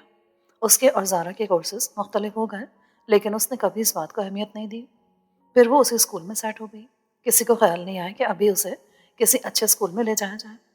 کالج میں داخلے کے وقت اس کے مضامین کا مسئلہ تھا۔ زارا نے مانی ماموں کے مشورے کے مطابق سبجیکٹس کا چناؤ کیا تھا۔ اس کی بار مانی ماموں نے نہ تو کسی خط کا جواب دیا، نہ ہی خدا ہے۔ ابا نے بہت سوچ بچار کے بعد کہا، میری تو سمجھ میں نہیں آتا۔ بہت دن اسی سوچ بچار میں گزر جانے کے بعد امی نے کہا، بس جو تمہاری مرضی ہے وہی لے لو۔ داخلے کی تاریخ پھر نکل رہی تھی۔ اس نے جلدی میں فارم پر وہی مضامین لکھ دیے جو زارا نے لیے تھے۔ ماموں کو جب معلوم ہوا تو سخت برہم ہوئے۔ سارا، تمہارا رجحان ادھر تو تھا ہی نہیں۔ لیکن وقت گزر چکا تھا۔ اسی طرح سجاد بھائی کی شادی کی تیاریاں جب زور و شور سے جاری تھیں، وہ بیمار پڑ گئی۔ زارا اپنی مرضی سے اپنے لیے کپڑے بناتی رہی۔ شادی سے ایک ہفتہ پہلے امی کو فرصت کے لمحوں میں خیال آیا کہ بیمار صحیح، کپڑے تو وہ بھی نئے ہی پہنے گی۔ وہ اسی عجلت میں جا کر اس کے لیے کپڑے خرید لائیں اور مارا مار سلائی کروائی گئی۔ سوچنے بیٹھتی تو ایسی کئی باتیں اسے یاد آ جاتی، لیکن اس سے پہلے اس نے کبھی پرواہ نہیں کی تھی۔ لیکن جب سے وہ اس نئے گھر اور اس کے مکینوں سے متعارف ہوئی تھی، برسوں پرانا وہم یقین میں بدلنے لگا تھا۔ بی بی کے چلے جانے کے بعد کئی عقدے آہستہ آہستہ اس پر کھلنے لگے۔ وہ بی بی کی پسند اور انہی کی ضد تھی۔ اسفند کی امی، جنہیں سب آپا کہتے تھے، کو بی بی کی ضد سے ضد تھی۔ نہ وہ اسے بہو تسلیم کرنے پر تیار تھی، نہ ہی گھر میں کوئی جگہ دینے پر رضامند۔ ان کے اس رویے اور سوچ کا اثر باقی سارے گھر پر بھی تھا۔ سب سے بڑے اکرم بھائی بی بی کے ساتھ ہی گئے تھے۔ وہ بھی ابوظہبی میں ہوتے تھے۔ اسد بھائی مستقل واپس چلے آئے تھے۔ اب ان کا ارادہ یہیں پر بزنس شروع کرنے کا تھا۔ آپا کا حکم سارے گھر پر چلتا تھا اور آپا کے حکم کو شمیم باجی کنٹرول کرتی تھی۔ ان کے میاں کی الیکٹرک گڈس کی دکان تھی۔ وہ خود رنگ محل میں رہتی تھی، لیکن رنگ محل میں رہتے ہوئے بھی وہ اپنے میکے کے سارے معاملات ہینڈل کیا کرتی تھی۔ بڑی بھابھی اور زری آپا اور باجی شمیم کی اپنی پسند تھی، اسی لیے ان پر ان کا خاص دست شفقت رہتا تھا۔ اسفند جب چھوٹا تھا، آپا اپنے میاں کی وفات کی وجہ سے بیمار پڑ گئی۔ اسفند کو بی بی نے اسی لیے پالنے کی ذمہ داری لے لی تھی۔ آسما اسفند کے والد کی وفات کے 2 ماہ بعد پیدا ہوئی۔ آپا پر اس کا بوجھ تھا، اسی لیے اسفند بی بی کے پاس رہا۔ بی بی نے اسے اپنے خرچے پر پڑھایا لکھایا تھا، اسی لیے اس کے لیے بیوی کا انتخاب بھی انہوں نے اپنا حق سمجھ کر کیا تھا، اور یہی بات آپا کو کھلتی تھی۔ یہ ساری معلومات اسے آسما نے فراہم کی تھی۔ پورے گھر میں صرف وہی تھی جو سارا سے کبھی کبھار باتیں کر لیا کرتی تھی۔ اسے بیوی پر اس بات کا افسوس تھا کہ سب کچھ جانتے ہوئے بھی وہ اس میدان کارزار میں اسے تنہا چھوڑ گئی تھی۔ خود سے باقی سارے گھر کے اجتناب کی وجہ تو اس کی سمجھ میں آ گئی تھی، لیکن اسفند اس سے کیوں بچتا پھرتا تھا، یہ اس کی سمجھ میں نہیں آ پا رہا تھا۔ پہلے دن کے بعد سے اب تک اس کی مسلسل خاموشی بہت ہی مجبوری کی حالت میں ٹوٹتی جب کسی رشتہ دار یا اس کے اپنے گھر والوں کے سامنے اسے اس سے کوئی بات کرنا پڑتی۔ وہ شادی شدہ زندگی کے معاملات اور تقاضوں سے قطعی نابلد نہیں تھی، لیکن اسفند کے رویے پر آہستہ آہستہ صبر کرنے پر مجبور ہوتی چلی گئی۔ 2-3 बार उसने खुद उससे बात करने की कोशिश की, लेकिन उसे ऐसा लगा जैसे इससे वो चौंकिन्ना हो गया हो। अव्वल तो वो कमरे में रात पड़े ही आता था, और कभी जो पहले आ जाता तो अपने सामने रखे बड़े से बोर्ड पर चिपके कागज़ पर पेंसिल और मुख्तलिफ शक्लों के टूल से आड़ी तिरछी लाइनें लगाता रहता, इमारत के नक्शे तैयार करता रहता, और इतनी नासमझ तो वो हरगिज़ ना थी। ऐसे वक्त में उसे डिस्टर्ब करती। बहुत मुमकिन है कि मैं इसके किसी ज़ाती मामले की नाकामी की वजह हूँ। उसने सोच सोच कर शल होते हुए जहन को मुतमईन करना चाहा, लेकिन आसमां ने उसकी इस गलतफहमी को भी दूर कर दिया। इसफन भाई को एक लड़की बहुत अच्छी लगती थी, उज़्मा नाम था उसका। हमारे मिलने वाले हैं, उनकी बेटी थी। बीबी रिश्ता लेकर गई, पर उन्होंने नहीं दिया। वो कहते थे कि हम बिरादरी से बाहर रिश्ते नहीं करते। इसफन भाई कहने लगे, छोड़े बीबी, दफ़ा करें। उसने बताया था, तो ज़ाती मामले में नाकामी की वजह मैं तो कभी नहीं हो सकती। फिर क्या वजह है आखिर? क्या वजह है? उसने हैरत से सोचा। उसे कोई क्लू नहीं मिल रहा था। वो सवाल के जवाब को वक्त के धारे पर छोड़ देती अगर बाकी घर वालों का रवैया किसी तरह से भी मुस्बत हो जाता। उसने खुद से पहल करना चाहिए। अपने कमरे के अलावा घर में मौजूद दीगर कमरों में झांकना चाहा। उन लोगों का मामूल अजीब था। असद भाई और इसवंत के चले जाने के बाद सब इस मामूल में मसरूफ हो जाते। आपा तो सुबह ही चादर सर पर डालकर पहले मोहल्ले वालों से मिलने मिलाने और फिर पक्की ठेठी खाला रजिया से मिलने चली जाती। बड़ी भाभी मारा मार खाना बनाकर जरी के कमरे में जा बैठती, जहां वो दोनों सारा दिन वीसीआर और केबल देखती रहती। बड़ी भाभी के बच्चे सारे घर में क़यामत मचाते, रोते पीटते चिल्लाते रहते। उन्हें कोई परवाह न होती। आसमा सुबह कॉलेज जाती तो दोपहर के करीब वापस आती। उसने चाहा कि वो एक बार घर की अच्छी तरह सफाई ही करे। छत से फर्श तक लटकते जालों, दरवाज़ों, खिड़कियों, चीज़ों पर पड़ी मनोमन धूल मिट्टी झाड़ देने को कई बार उसका दिल मचला। बर्तन धोने वाली झटपट बर्तन भुगता कर और सफाई वाली मिनटों में सारे घर की सफाई करके अपनी राह लेती। कोई उनसे ये नहीं पूछता था कि वो क्या करके जाती हैं। उसने अपनी ख्वाहिश के पहले मरहले में जब झाड़न पकड़कर सफाई शुरू की, उसी वक्त बाजी शमीम घर में दाखिल हुई। हाय, कैसे कैसे लोगों का राज हो गया घर में। उन्होंने चीखना चिल्लाना शुरू कर दिया। आपा ने झाड़न उसके हाथ से तकरीबन छीन लिया। रहने दो बेबी, हम खुद कर लेंगे। उसने लॉन में बिखरे ढेरों ढेर पत्ते देखकर सफाई वाली से कहा कि इनको रोजाना साफ कर जाया करें। वो भी शायद घर वालों के उसूल जानती थी। फौरन आपा के पास जा पहुंची। इतनी तनख्वाह में रोजाना कौन बाहर की सफाई करता है?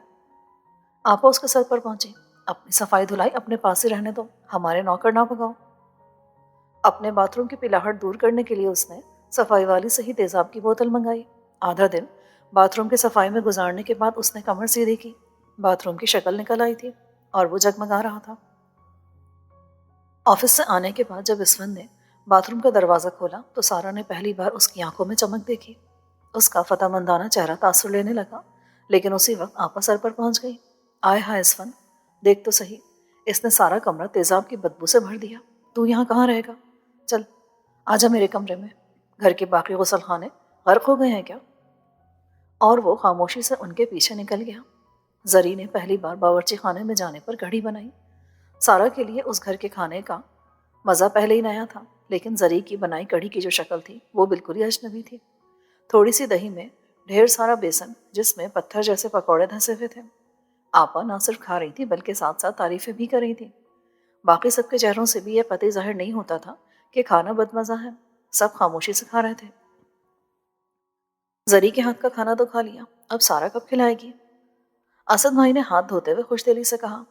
आपा और बड़ी भाभी ने यूं उनको घूरा गोया उन्होंने कोई जुर्म किया हो, लेकिन उसको जैसे ये नादिर मौका मिला था खुद को इनमें शामिल करने का। वो तीसरे ही दिन मौका पाकर किचन में घुस गई। लाए, मैं खाना पकाऊं भाभी? उसने आहिस्ता से कहा। वो उसे आजमाना चाहती थी या वाकई उन्होंने लम्हा भर को दिल बड़ा कर लिया था। फौरन ही पीछे हट गई। किचन का हाल भी बाथरूम का सही था। टाइल्स और कुकिंग रेंज चिकनाहट से भरे हुए थे। सिंक का भी यही हाल था, लेकिन यह सफाई का मौका नहीं था। वो चुपके से खाना बनाने में मशगूल रही। वो आज भी कढ़ी ही बनाने लगी थी। अपने घर में उसने फ़र्ज करके कभी खाना नहीं पकाया था, लेकिन हर सालन के बारे में उसे खासी शुद्ध थी। अम्मी कभी कभार इन लोगों से खाना पकवाया करती थी ताकि उन्हें सब कुछ आ जाए। उसके अपने घर में कढ़ी बहुत एहतमाम से पकाई जाती। सारी कैबिनेट्स की तलाशी के बाद उसे मतलूबा चीज़ें मिल ही गई। उसने उतने ही एहतमाम से खाना बनाया। اسے یقین تھا کہ اس کی ساری مہارت کام آ گئی ہے۔ بھابھی اور زری نے کچن کو اس کے حال پر چھوڑے رکھا۔ سب کے آنے پر اس نے کھانا میز پر چن دیا۔ آج میز کی ترتیب بھی درست تھی اور برتن بھی صاف تھے۔ آپا پکی چھٹی سے واپسی پر خالہ رضیہ کو بھی لے آئی تھی۔ اس کے کان تبصرہ سننے کو تیار تھے۔ لے جی، آج سارا نے بھی کھاٹ ڈال ہی دیا، زری نے بآواز بلند اعلان کیا۔ آخ تھو! سب سے پہلا ری ایکشن خالہ رضیہ کی جانب سے ہوا۔ لگتا ہے پورا ڈبہ مرچوں کا جھونک ڈالا۔ یہ تو دیکھو۔ آپا نے نہایت حقارت سے بگھار میں ڈالی گئی ثابت مرچیں چمچ سے ہلائیں۔ کوئی طریقہ بھی ہو، اندر میں مرچیں اوپر بھی۔ ہائے، رضیہ کا تو بلڈ پریشر ہائی ہو جائے گا۔ ان کے ری ایکشنز کچھ ایسے اثر انگیز تھے کہ رفتہ رفتہ سب نے ہاتھ کھینچ لیا۔ اس نے بڑے تحمل سے سارا ڈرامہ دیکھا اور ان سب کے اٹھنے کے بعد برتن سمیٹ کر کچن میں لا رکھے۔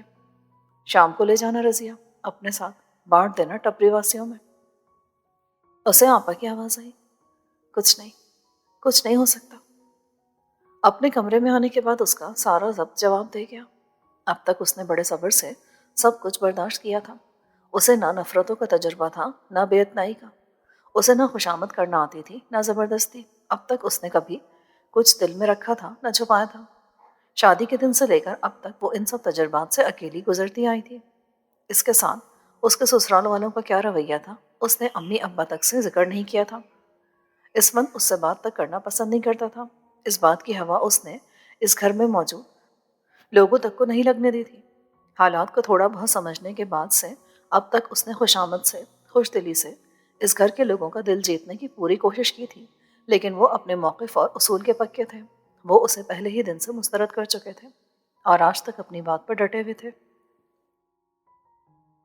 ہر بار وہ سوچ کر اپنے گھر جاتی کہ اب تو امی سے ضرور بات کروں گی، لیکن خاموش واپس آ جاتی۔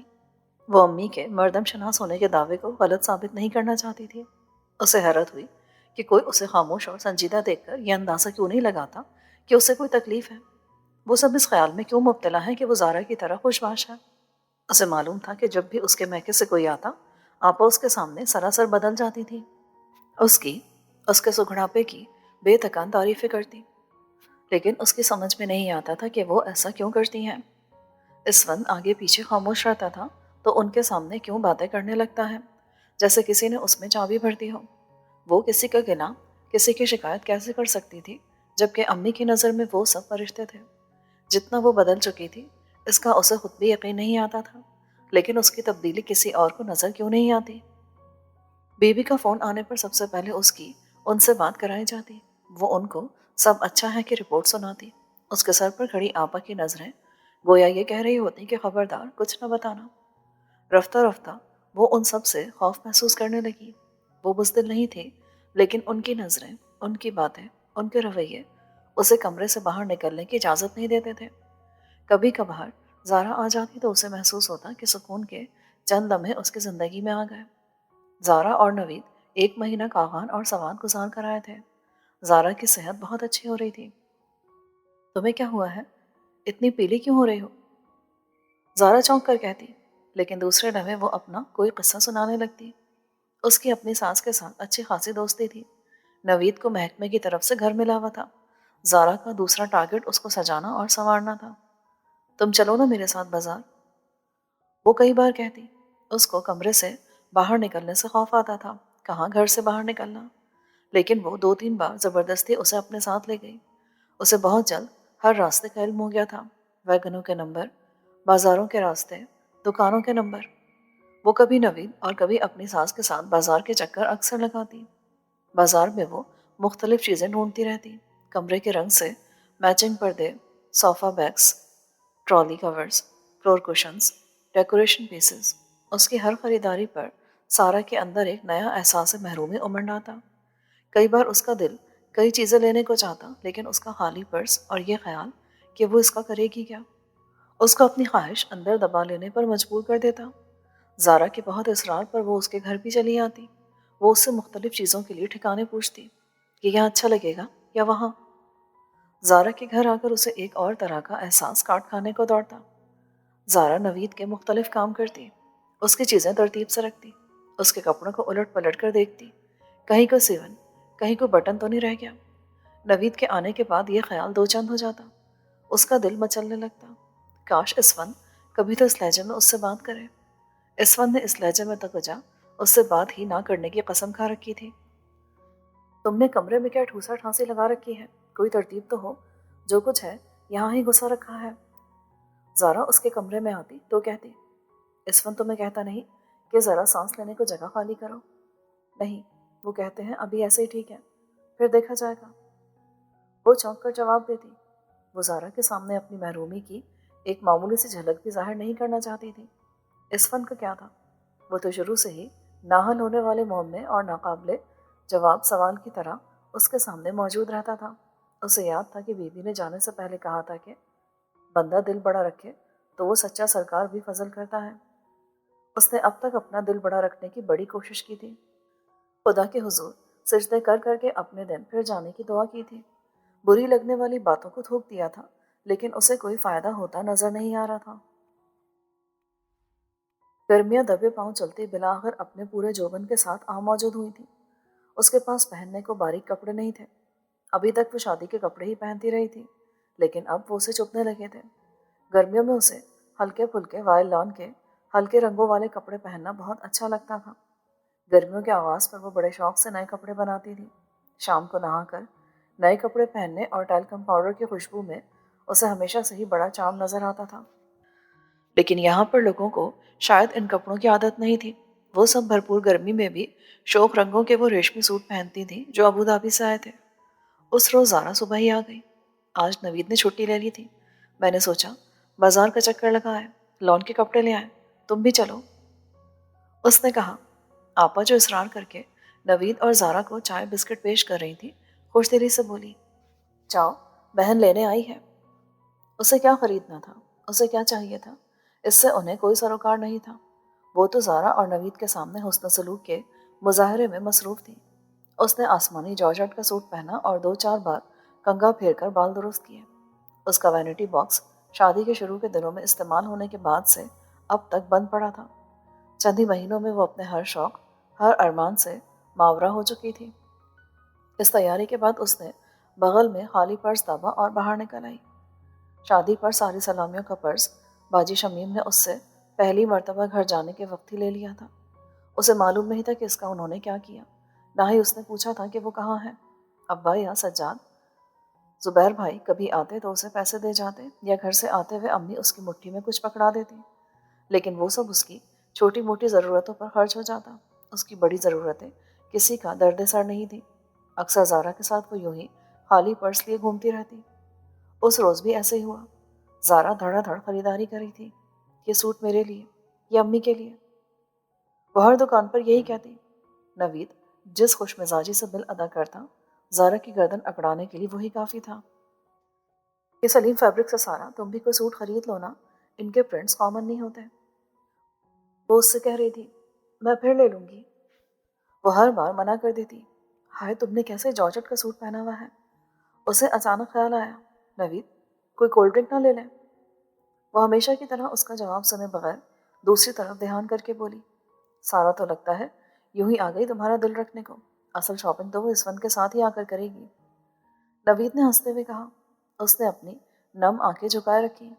ان دونوں کو کسی دوست سے ملنے جانا تھا۔ واپسی پر وہ اسے گیٹ پر ہی اتار کر چلے گئے۔ وہ خالی ہاتھ کمرے میں داخل ہوئی۔ خلاف توقع اور خلاف معمول اسفن اس وقت کمرے میں موجود تھا۔ یہ شاید اس کے گھر میں نہ ہونے کی وجہ سے تھا۔ وہ بیڈ پر لیٹا کوئی کتاب پڑھ رہا تھا۔ وہ خاموشی سے کرسی پر بیٹھ گئی۔ اس نے کتاب پر سے نظریں ہٹا کر چند سیکنڈ اس کو دیکھا۔ تم نے بتایا نہیں کہ تم کو شاپنگ کے لیے جانا تھا، اور میں بھی بھول گیا تھا کہ تم نان و نفقہ سمیت مجھ پر ڈالی گئی تھی۔ اس نے اٹھ کر بیڈ سے ٹانگیں لٹکا کر بیٹھتے ہوئے کہا۔ اتنے عرصے میں یہ پہلا مکمل اور براہ راست جملہ تھا جو اس نے اس سے کہا تھا۔ اس کا دل لرزنے لگا۔ اس نے اس کے جملے پر غور ہی نہیں کیا۔ وہ اس کو بوجھ سمجھتا تھا یا ذمہ داری جو اس پر ڈالی گئی تھی۔ وہ خوشی کے ایک انجانے تصور سے اسے دیکھنے لگی۔ اس ایک جملے کے بعد گویا اسے دوبارہ سے وہی چپ لگ گئی۔ کچھ دیر وہ انگلیوں کے جوڑ چٹکاتا رہا، پھر اٹھ کر صورت سے باہر نکل گیا۔ وہ اسے جواب دینا چاہتی تھی، اس سے کہنا چاہتی تھی کہ اس نے اس سے کچھ پوچھا ہی کب تھا، لیکن اس نے موقع ہی نہ دیا۔ پھر بھی یہ اس کے لیے بہت تھا کہ اس نے ایک جملہ اس سے کہا تو صحیح۔ وہ اٹھ کر بستر پر آ بیٹھی۔ اس نے اس کی چھوڑی ہوئی کتاب اٹھائی۔ یہ سول انجینئرنگ کی کوئی کتاب تھی۔ وہ اسی طرح کی کتابیں پڑھتا تھا، ٹیکنیکل قسم کی، بعض ایسی جن کے نام بھی اس سے نہیں پڑھے جاتے تھے، اسی طرح کے جرنلز یا پھر معلوماتی کتابیں، آرکیالوجی پر، اسٹرالوجی پر، ہسٹری پر، جبکہ اسے اس طرح کی کتابوں سے صدا کی چڑھ تھی۔ وہ ہلکی پھلکی کتابیں پڑھا کرتی تھی، نثر کی، شاعری کی۔ یہاں آ کر تو وہ سبھی کچھ بھول گئی تھی۔ زارا کے گھر میں کوئی میگزین پڑھنے لگتی تو اس کا دل بیزار ہو جاتا، مگر اسفند کی کتابوں کے ٹائٹل ہی اسے اچھے لگتے تھے۔ ایک کمرے میں رہتے ہوئے بھی سارا کو اسفند اپنی پہنچ سے بہت باہر لگتا۔ آفس سے آ کر کھانے کے بعد وہ کتنی دیر بے مقصد ڈرائنگ روم اور ڈائننگ روم کے چکر لگاتا رہتا۔ اسی طرح سارے گھر میں پھرتا پھراتا وہ 3 بجاتا اور چابیاں اٹھا کر باہر نکل جاتا۔ شام پڑے واپس آتا، خاموشی سے کھانا کھاتا، گھر والوں سے باتیں کرتا، کمرے میں آ کر آڑی ترچھی لکیروں سے کھیلتا یا ان بے ہنگم ناموں والی کتابوں کو پڑھتا رہتا۔ جب سے اس نے یہ محسوس کیا تھا کہ سارا بے ضرر ہے، اس کو خاموش دیکھ کر خود بھی خاموش ہو گئی ہے۔ وہ رات کے 12 نہیں بجاتا تھا، 9 بجے ہی کمرے میں آ جاتا، دیر تک پڑھنے کے بعد لائٹ آف کر کے سو جاتا۔ جب سے سارا نے محسوس کیا تھا کہ بستر پر اس کی موجودگی کی وجہ سے ساری رات ایک کروٹ پر وہ ساکت لیٹا رہتا ہے، اس نے نیچے سونا شروع کر دیا۔ اس نے اس کا نہ تو شکریہ ادا کیا اور نہ ہی یہ کہا کہ وہ ایسا کیوں کرتی ہے۔ البتہ رات کو وہ آرام سے کروٹ بدلنے لگا تھا۔ سارا کو معلوم تھا کہ اگر وہ اس کی رسائی سے باہر ہے تو اپنے گھر والوں کے لیے بھی تقریباً اجنبی ہے۔ اس نے کبھی اس کو ان سے زیادہ باتیں کرتے نہیں دیکھا تھا۔ اس کا کوئی دوست بھی کبھی گھر نہیں آتا تھا۔ ایسا معلوم ہوتا تھا جیسے اس فن کا کوئی دوست ہے ہی نہیں، نہ گھر میں نہ باہر۔ اسے اس پر ترس آنے لگا۔ کام کرتے ہوئے وہ اکثر اپنی انگلیوں کو جوڑ چٹکاتا، جیسے کوئی اندرونی اضطراب اسے بے چین کر رہا ہو۔ اس کے معمولات کو دیکھتے ہوئے سارا نے اسے اپنی فطری نیک دلی کی وجہ سے دل سے معاف کر دیا تھا۔ اس کی طرف سے وہ تقریباً مایوس ہو چکی تھی، لیکن آج اس کے ایک جملے نے اس کی مردہ ہوتی امید میں جان ڈال دی۔ اس نے اٹھ کر بستر کی چادر جھاڑ کر دوبارہ ڈالی، اس کے بکھرے کپڑے سمیٹے اور الماری کے راڈ پر ڈال دیے۔ اس سے پہلے اس کی چیزیں سمیٹنے پر اس نے کہا تھا، مجھے اپنا کام خود کرنے کی عادت ہے۔ یہ جملہ اس نے آسما کی موجودگی میں کہا تھا۔ وہ جان گئی تھی کہ یہ اس سے کہا کیا ہے، اس لیے اس کے بعد سے اس نے اس کی کسی چیز کو ہاتھ نہیں لگایا تھا۔ لیکن آج کے جملے نے اس میں جان جو ڈال دی تھی۔ وہ یہ ایک جملہ کہہ کر پھر سے لا تعلق اور خاموش ہو گیا تھا، لیکن کتنی دیر وہ اس سے خوش ہوتی رہی۔ اس سے اگلے دن آفس جانے سے پہلے اس نے اس کے کرسی پر پڑے دوپٹے پر 1,000 کے 2 نوٹ رکھے تھے۔ اس کو گویا ہفتے عقیم کی دولت مل گئی۔ اس نے ان مقدس کاغذوں کو اٹھا کر اپنے بیگ میں رکھ لیا۔ شاید اس کے صبر کا پھل اسے ملنے ہی والا تھا، لیکن دوبارہ سے اس کی خاموشی نے اس کی خوشی کو پھر سے مردہ کر دیا۔ سجاد بھائی اور بھابھی بہت دنوں کے بعد ان سے ملنے کے لیے آئے تھے۔ تم دونوں تو میکے کو بھول ہی گئی، بھابھی نے اس سے کہا۔ آپا اور باجی شمیم ان کی خاطر تواضع میں بری طرح مصروف تھیں۔ امی کا کیا حال ہے؟ بی بی ہر بار فون پر پوچھتی ہیں۔ آپا نے سجاد بھائی سے پوچھا۔ سب ٹھیک ہے، زارا اور سارا خوش ہیں تو ہم سب ٹھیک ہیں۔ سجاد بھائی کو ایک ہی جملہ آتا تھا۔ اس وقت بھی اپنے پرانے تپاک کے ساتھ ان سے ملا تھا۔ امی نے ان دونوں کے لیے 2 سوٹ وائل کے سلوا کر بھیجے تھے۔ اس کے اندر جان سی پڑنے لگی۔ امی نے کہا ہے کہ رمضان سے پہلے ایک چکر لگا جاؤ، پھر عید پر آنا۔ بھابھی نے سرگوشی کی۔ اچھا۔ اس کا دل ابھی ان کے ساتھ ہی جانے کو چاہ رہا تھا، لیکن امی کا کہا تو ٹال نہیں سکتی تھی۔ اس کے پاس سے اٹھ کر وہ لوگ زارا کی طرف گئے۔ اس نے اگلے ہی دن نہا کر امی کا بھیجا جوڑا پہنا۔ ایک دم سے وہ ہلکی پھلکی ہو گئی تھی۔ پانی پینے کے لیے باہر نکلی۔ رضیہ خالہ صبح سے آئی ہوئی تھی، وہ ان کے پاس آ گئی۔ کیا حال ہے؟ یہ کیا کپڑا پہنا ہے؟ انہوں نے چٹکی میں لے کر شلوار بس لی۔ وائل ہے، 50 روپے میٹر، پیچھے سے آیا ہے جوڑا، فٹافٹ چڑھا لیا، کم حیثیتی کیسے بھولے۔ آپا آج کہنے والی بات کل پر رکھنے کی قائل نہ تھی۔ گرمی ہے نا؟ خالہ رضیہ نے طنز سے ہنس کر کہا۔ آئے ہائے، ایسی گرمی بھی کیا، ہم سے تو نہیں پہنے جاتے یہ پردے۔ زری نے اپنی بڑے بڑے پھولوں والی سلک کی قمیض گھٹنوں پر پھیلاتے ہوئے کہا۔ اس کا کچھ دیر پہلے والا خوش پاش دل مرجھا گیا۔ بی بی نے کہا تھا، جو برا لگے اسے تھوک دینا۔ اب تک تو وہ تھوکتے تھوکتے بھی تھک گئی تھی۔ آپا اس کو براہ راست کچھ نہیں کہتی تھی، آنے جانے والوں کے پاس بیٹھے ہوئے ہی کوئی بات کرتی تھی۔ اتنا صابن استعمال کرنا کس کام کا؟ مشین کا کیا فائدہ؟ وہ کپڑے دھو کر باہر پھیلانے آتی تو وہ کہتی سارا صرف غسل خانے دھونے پر ہی لگا دیا جاتا ہے یہاں۔ وہ اسے باتھ روم دھوتے دیکھ کر کہتی پیچھے سے چھاچھ بھر کر لائی تھی نا، جیسے بہایا تو یوں جاتا ہے۔ اس فن گھر کے خرچے کو تو ہمیں پھوٹی کوڑی تک نہیں دیتا۔ میرا بیٹا تو دھوکے میں مارا گیا، دیکھا نہیں کیسا چپ چپ ہو گیا ہے، اسے تو بیوی کی صحت لے ڈوبی۔ زری کے میکے والے دیکھے ہیں کیسا منو من لاد کر بھیجتے ہیں۔ اس کے سارے بھائی شارجہ میں ہوتے ہیں، باپ کا اپنا بزنس ہے۔ ایک یہ پسند آئی تھی بیوی کو، ریٹائرڈ افسر کی بیٹی۔ آج اس کے سوٹ کے بارے میں ان کے تبصرے ختم ہونے کا نام نہیں لے رہے تھے، اور بیوی کہتی تھی کہ معاف کر دینا۔ اس نے روحانسی ہو کر سوچا، وہ اپنی سے پوری کوشش کر چکی تھی، بلکہ اپنی ہمت سے زیادہ بھاگ دوڑ کی تھی۔ اب اس کی سمجھ میں یہ نہیں آ رہا تھا نفرت، ناپسندیدگی، بے اتنائی اور جذباتی وابستگی کے فقدان کے اس اجنبی ماحول میں اپنے لیے کس طرح گنجائش پیدا کرے۔ رمضان کی آمد سے ایک ہفتہ پہلے ہی زری کے چکر اور الٹیاں شروع ہو گئیں۔ آبا اور باجی شمیم کی خوشی کا ٹھکانہ نہیں تھا۔ زارا ملنے کے لیے آئی تو اس کا بھی یہی حال تھا۔ اب تو میں نہیں جا سکتی امی کی طرف، اس نے کہا۔ اسے زارا کے ساتھ ہی جانا تھا، وہ نہیں جا رہی تھی تو وہ بھی کیسے جا سکتی تھی؟ زری پہلے بھی کم ہی کام کرتی تھی گھر کا، اور اب تو اس کے نخرے ہی اور تھے۔ سارا دن وہ بستر سے قدم نیچے نہیں رکھتی۔ ناشتہ، کھانا، چائے، پھل، جوس، یخنی، سب کچھ وہیں پہنچایا جاتا۔ زری کی امی پچھلے کئی دن سے ادھر ہی تھیں۔ آپا کی ملنے جلنے والیاں آپا کو مبارکباد دینے آ رہی تھیں۔ اکٹھی شادی ہوئی تھی۔ دوسری کا کیا حال ہے؟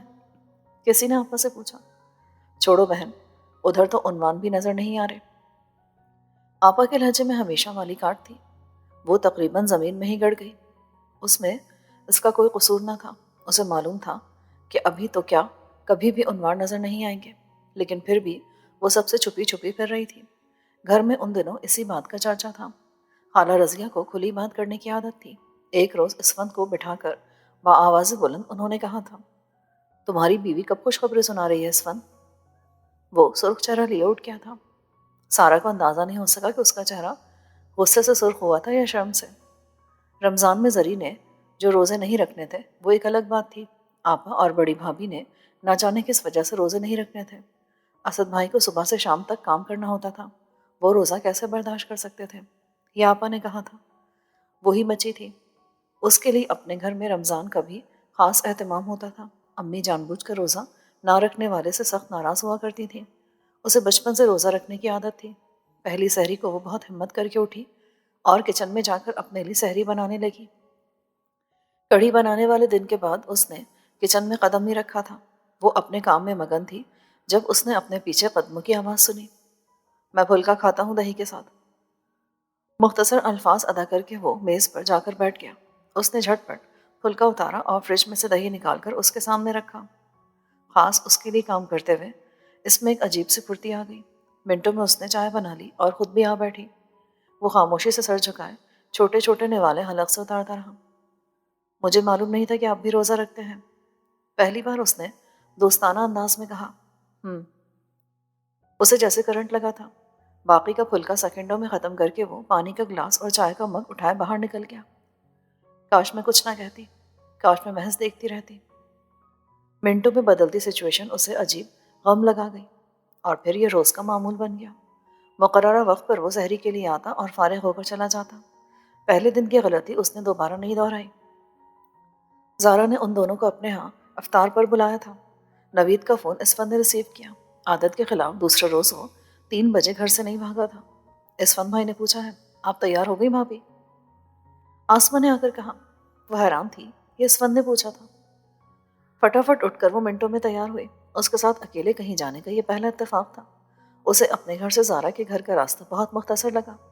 زارا کے ہاں آپی اور مانی ماموں بھی موجود تھے۔ آپ نے مجھے بتایا کیوں نہیں؟ وہ تقریباً چلائی تھی۔ ہم تمہیں سرپرائز دینا چاہتے تھے۔ ماموں نے اسے ساتھ لگاتے ہوئے کہا، ہم آج ہی پہنچے ہیں، پہلے ادھر آ گئے، معلوم ہوا کہ یہاں افطار پارٹی ہے، سوچا تم کو سرپرائز دیں گے۔ آپی نے کہا تھا۔ اس کی شادی کے بعد آپی پہلی مرتبہ پنجاب آئی تھی۔ ماموں بھی امی ہی کی طرح 2-3 بار آئے تھے، اس سے مل نہیں پائے تھے۔ بہت دنوں کے بعد اس نے خود میں مسرت کی لہر محسوس کی۔ بٹو اور ٹیپو دونوں خوش تھے کہ زارا اور سارا خالہ اتنے دنوں کے بعد ملی تھی اور ایک جگہ اکٹھی تھی۔ تم آج یہیں رہ جاؤ، ہم بھی صبح سیالکوٹ جائیں گے۔ آپ ہی نے اس سے کہا تھا، وہ اس کے گھر نہیں جا رہے تھے، وہ وہاں رہ بھی کہاں سکتے تھے۔ اس کا دل بھی یہیں رہنے کو چاہنے لگا، لیکن اسے معلوم تھا کہ اس فن کو سحری کے وقت مشکل پڑ سکتی ہے۔ پہلے بی بی اس کے لیے سحری بناتی تھی اور اب وہ، یہ آسما نے اسے بتایا تھا۔ وہ کچھ تذبذب میں پڑ گئی۔ اگر سارا کو آج یہاں ہی چھوڑ جاؤ تو؟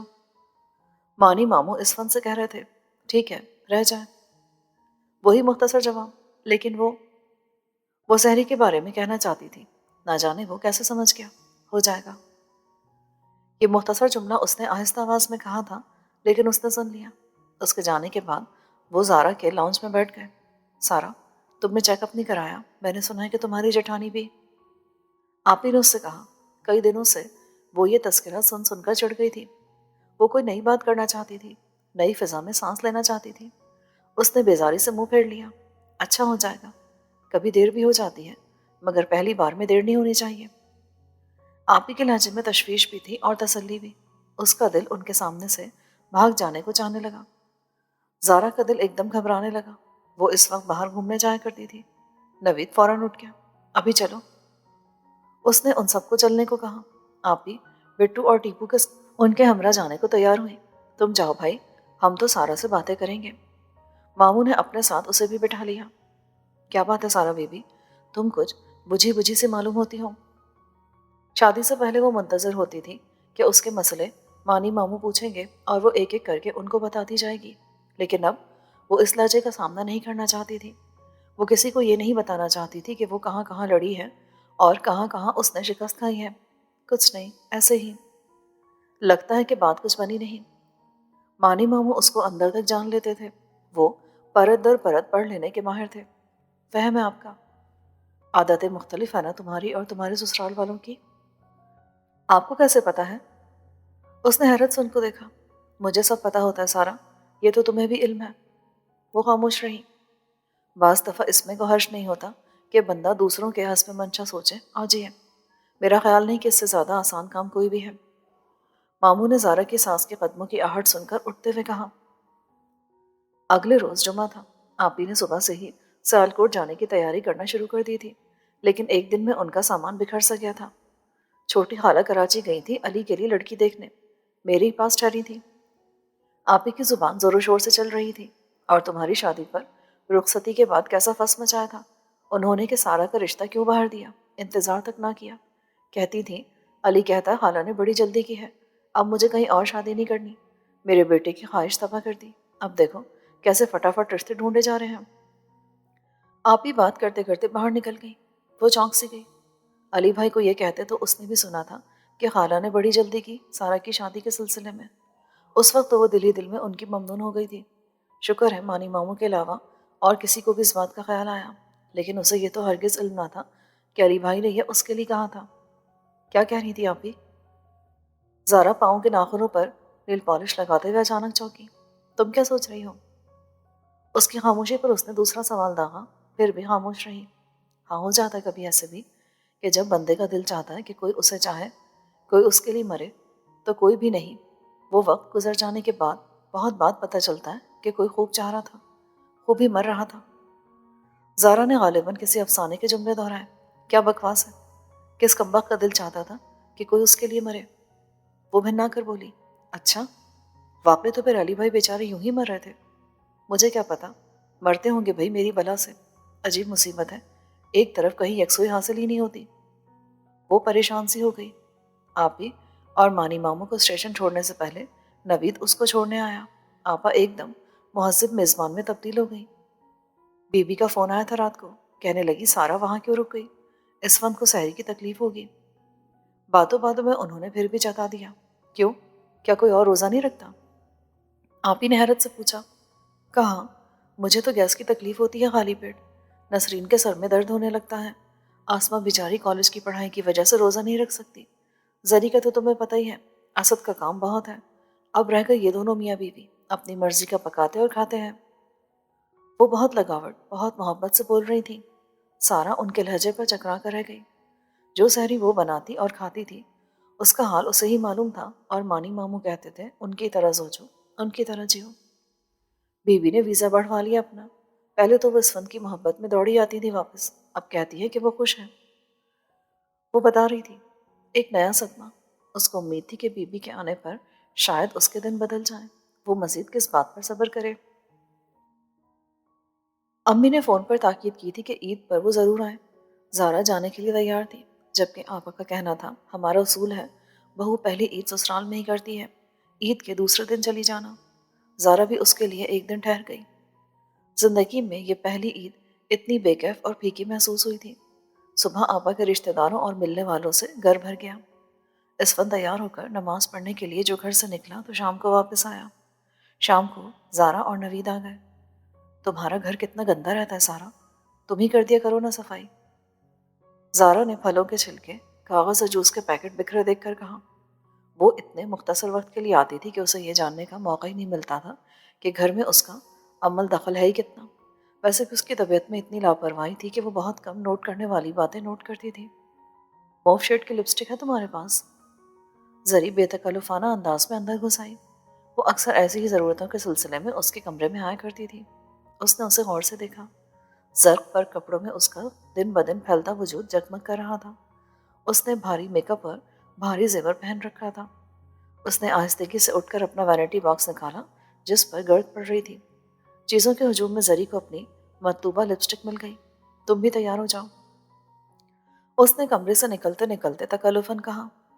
صبح اس نے مہندی رنگ کا ہلکے کام والا سوٹ پہنا تھا، اسی کا دوپٹہ دوبارہ استری کر کے اوڑھا، بال بنائے اور ایک ہلکے سے رنگ کی لپسٹک ہونٹوں پر پھیر لی۔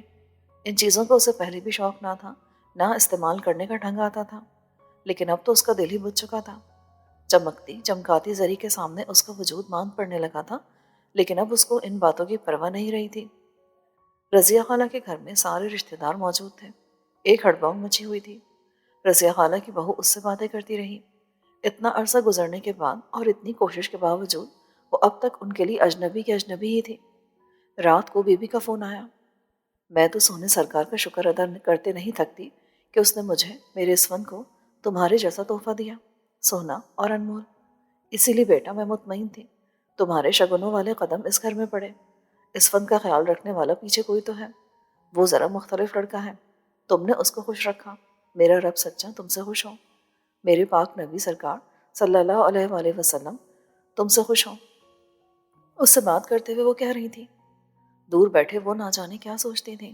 اس کا دل چاہا وہ ان کو سچ سنا ڈالے، سب کچھ کہہ دے، لیکن اس کے ارد گرد کھڑے لوگوں کی نظریں اس پر جمی تھیں۔ عید سے اگلے دن کا اسے پورے رمضان انتظار رہا تھا۔ نوید نے سیالکوٹ جانے کے لیے چھٹی لے لی تھی، جبکہ اسفند کو بقول اس کے چھٹی ہی نہیں مل سکتی تھی۔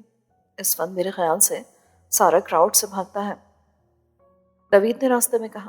تمہیں چاہیے تھا کہ تم اس کو زندگی کی طرف ڈالتی، الٹا تم خود اس کی طرح ہو گئی۔ اسی طرح چلتا ہے نا، دونوں ایک جیسے ہوں تو۔ اب میں اور آپ ایک جیسے نہ ہوتے تو کیسے چلتا؟ وہ کہنا چاہتی تھی کہ وہ پوری کی پوری بھی اسفند کے جیسی ہو جائے تب بھی نہیں چلے گا۔ وہ تقریباً 3 ماہ کے بعد اپنے گھر آئی تھی۔ اسے لگتا تھا یہ 3 سال تھے یا پھر 3 صدیاں۔ امی، ابا، بھائی، بھابھی سب خوش تھے کہ ایک عرصے کے بعد وہ تینوں بہنیں اکٹھی ہوئی تھیں۔ آصف بھائی بھی عید پر پہنچ چکے تھے۔ زبیر بھائی، آصف بھائی اور نوید کی محفل جمی رہتی۔ زبیر بھائی کو اپنے کاموں سے فرصت ملتی تو وہ بھی ادھر ہی آن بیٹھتے۔ کیا تھا سارا جو اسفند بھی آ جاتا؟ باری باری یہ جملہ سبھی نے پوچھا تھا۔ اب وہ ان کو کیا جواب دیتی؟ سارا، تم نے تو سب کچھ چھوڑ دیا، صرف 4 چوڑیاں، کان، ناک، گلا خالی۔ اگر اسفند کو پسند نہیں ہے تو چلو یہاں تو پہن لو کچھ۔ بھابھی نے کہا، کاش اسفند کو کچھ ناپسند ہی ہوتا۔ ان سب کے مسکراتے چہرے دیکھ کر اس کا دل چاہا کہ وہ چیخ چیخ کر ان کو وہ داستان سنائے جو اس پر گزری تھی، ان تجربات کا حال سنائے جن سے وہ 2 چار ہوئی تھی، سیاست، مکاری، چال بازی کے قصے جو اس کو ازبر ہو چکے تھے۔ اسے معلوم تھا کہ سب کو اس سے یہ سب سننے کی توقع نہیں تھی، لیکن بے اختیار اس کا دل چاہتا وہ سب کو ایک ایک بات صفائی اور سچائی سے سنا دے، لیکن وہ سب خوشیوں میں مشغول تھے، گیٹ ٹوگیدر منا رہے تھے۔ یہ مواقع کم کم ہی آتے تھے۔ وہ ان کی خوشیوں کو خراب کیوں کرے، جبکہ اس کو یقین تھا کہ ابا، سجاد بھائی، زبیر بھائی اس دھوکے بازی پر بھڑک اٹھیں گے، اس کے سسرال والوں کو گریبان سے پکڑ لیں گے۔ لیکن اسے یہ خوف بھی تھا کہ امی اسی کو قصوروار ٹھہرائیں گی۔ ان کے پاس بیوی کے خطوط باقاعدگی سے آتے تھے۔ वही बात है, वही खुलूस। अम्मी को किसी की नीयत पर शक करने से नफरत थी। वो ऐसा कर ही नहीं सकती थी। सब्र और जबर के जो सबक वो पढ़ चुकी थी उसे उन्हीं के मुताबिक अमल करना था, कम से कम उस वक्त तक जब तक बीबी वापस नहीं आ जाती। वो कुछ कहे सुने बगैर लौट आई। सियालकोट में गुजरे दिन ख्वाब से मालूम होने लगे थे। लाहौर की जिंदगी वही पुरानी थी। आपा के तेवर, बाजी शमीम की आमद, भाभी के रंग ढंग और जरी के नखरे। वो सारा दिन इमली खाती और खटास चूसती रहती। उसने बहुत कुछ तकदीर के दायरे पर छोड़ दिया था और खामोशी से एक तरफ होकर नजारा करने लगी। वो रोज रोज की चिक चिक की आदी हो गई थी। घर में गंद पड़ा रहे तो पड़ा रहे उसकी वजह से। किचन अलग से ये तक गलीज हो रहा है तो होता रहे। बाथरूम दोबारा से काई ज़दा हो गया। वो इस सोच से मुहावरा हो चुकी थी। इस फन की खामोशी जिंदगी का हिस्सा बन गई थी। उसने बहुत मुद्दत की कोशिश के बाद हथियार फेंक दिए। बीबी का वीज़ा एक्सटेंड पर एक्सटेंड होता चला गया। मौसम बदलते रहे। वो घर में एक कोने में पड़ी रहती। ज़ारा उसको अपने साथ ले जाने के लिए आती तो खामोशी से चल देती। उसके होने या ना होने से इस घर में किसी को कोई फर्क नहीं पड़ता था। अम्मी अपने पास बुलाती तो उधर आ जाती। ना किसी ने मना किया, ना इजाज़त दी थी। उसे अपने जिंदा होने पर शक होने लगा। सारा, किसी गायनेकोलॉजिस्ट के पास चलो। ज़ारा या अम्मी उससे कहती तो वो बेतासुर चेहरा लिए उनको देखती रहती। मुझे गायनेकोलॉजिस्ट से ज़्यादा किसी साइकाट्रिक की ज़रूरत है। उसका दिल चाह के कह दे। वो जिस सब्र और कनात की आदी हो चुकी थी, एक रोज़ वो यकायक उसका साथ छोड़ गई। वो ऐसा नहीं चाहती थी, लेकिन ये सब कुछ इतना अचानक हुआ कि वो खुद शिश्ता रह गई। उस रोज़ बाजी शमीम सुबह सुबह आ गई थी। पक्की ठिट्टी से खाला रजिया कल से आई हुई थी। सर्दियों की धूप में पिछला सहन उनकी महफिल का ठिकाना बना हुआ था। वो कपड़े धोकर फैलाने के लिए बाहर निकली। आपा, ये तुमने क्या बोझ सर पर बिठाया हुआ है? खाला रजिया ने कीनों की फाक मुंह में रखते हुए कहा। चारपाई पर लेटी जरी ने दांत निकाले। हाँ तो और क्या, ना कोई हासिल ना वसूल, निरी बंजर जमीन, खाओ पट्टा। खाला रजिया ने तौजी पेश की। बाल्टी उसके हाथ से छूट गई। वो कमज़ोर हो रही थी। उसका दिल बहुत जल्द घबरा जाता था। एकदम एहसास तस्लील ने उसके अंदर शरारे से भर दिए। मैं खुद नहीं आई थी। सारे इल्ज़ाम मुझे लाने वाले पर रखे। एक बरस की बंद जुबान ना जाने कैसे फिसल गई। जाओ जाओ, उसका नाम ना लो। वो किसी गुनाह का शरीक नहीं। बाजी शमीम का पसंदीदा लम्हा हाथ आया था। वो खड़ी हो गई। होगी तुम बीबी की लाडली। फ़कीरों के ख़ानदान से हमारा कोई ताल्लुक़ नहीं है। आपा कैसे पीछे रहती? आप मेरे ख़ानदान को, मेरे माँ बाप को कुछ नहीं कह सकती। इतनी सी बात पर ही उसका सांस फूल गया।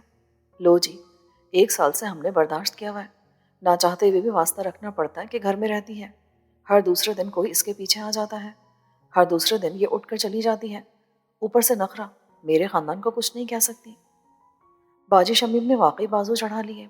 वो जानती थी कि उनकी फितरत और उनकी सरिश्त में यही कुछ है।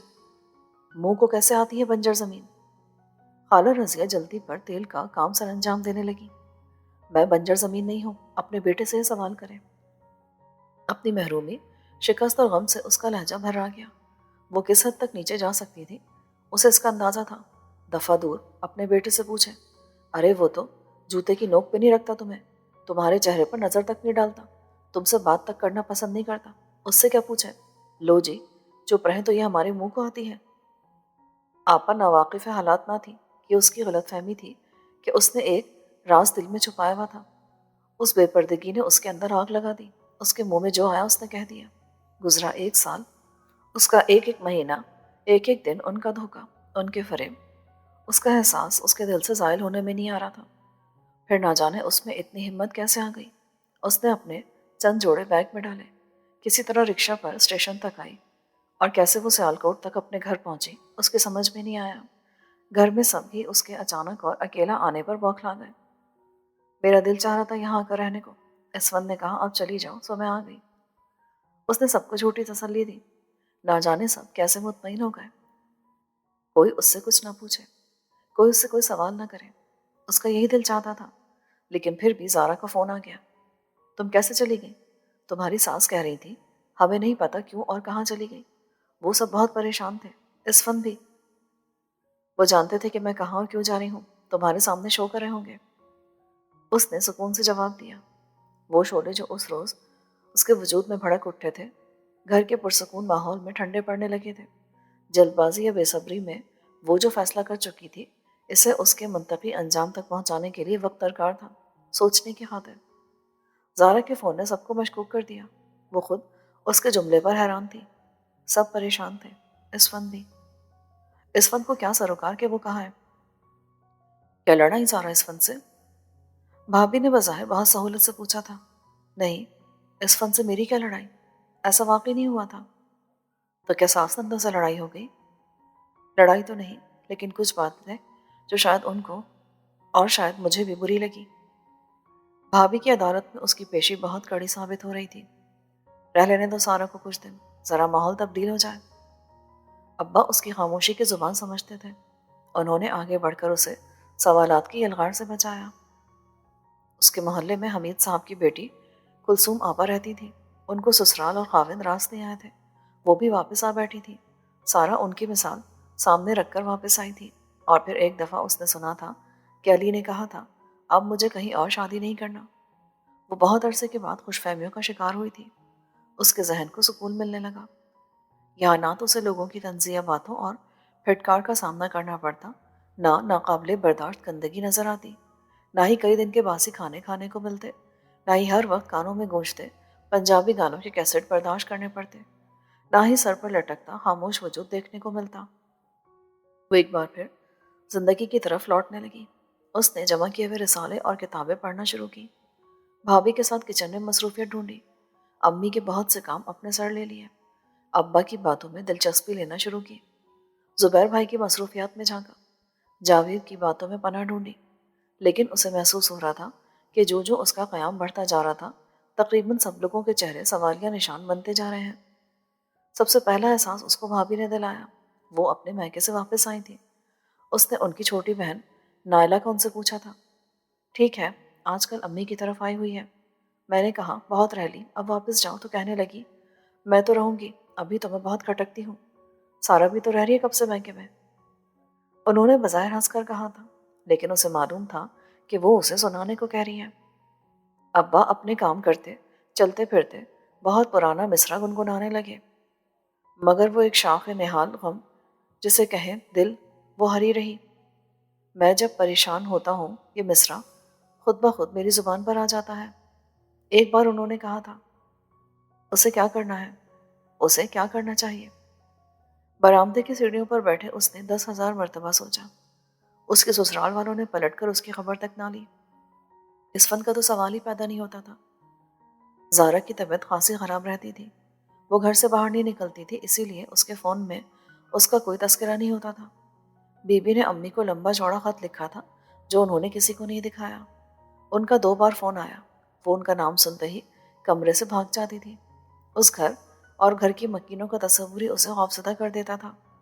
آپا کا چہرہ اس کی نظروں کے سامنے آیا تو وہ جھرجھری لے کر سیدھی ہو گئی۔ لان میں سیمنٹ کا چھوٹا سا تختہ بنا ہوا تھا۔ اسے دیکھتے ہوئے اسے بہت سی باتیں یاد آ گئیں۔ مانی ماموں یہاں بیٹھ کر اسے اور زارا کو بہت کچھ سنایا کرتے تھے جب وہ کاکول میں تھے۔ ہم موسیقی جنم دینے والے ہیں، ہم خوابوں کے خواب میں آوارہ پھرتے ہوئے وحشت زدہ سمندری موج کے ساتھ اور اداس ویران چشموں کے پاس بیٹھے ہوئے، دنیا کو ہارے ہوئے، شکست خوردہ اور دنیا سے تعلق رکھنے والے۔ اس کے کانوں میں ماموں کی آواز کی بازگشت کی گونج اٹھی۔ زارا کوئی نظم پسند نہیں تھی، وہ اپنے کانوں کے سوئچ آف کر لیتی۔ وہ سنائے نا ٹینیسن۔ ان کے خاموش ہونے پر وہ چونک کر متوجہ ہوتی۔ چند دن پہلے اس کی ساری داستان صرف انہوں نے ہی سنی تھی۔ میں نے کمروں میں پھول لگانا چاہے تو آپا بولی، پھول مزاروں پر چڑھانے کے لیے ہوتے ہیں، تم نے ان کو سمجھایا نہیں کہ یہ سجانے کے لیے بھی ہوتے ہیں؟ ماموں نے رسان سے کہا تھا۔ میں نے کاٹن خریدا تو باجی شمیم کہنے لگی، آ گئی اپنی اوقات پر۔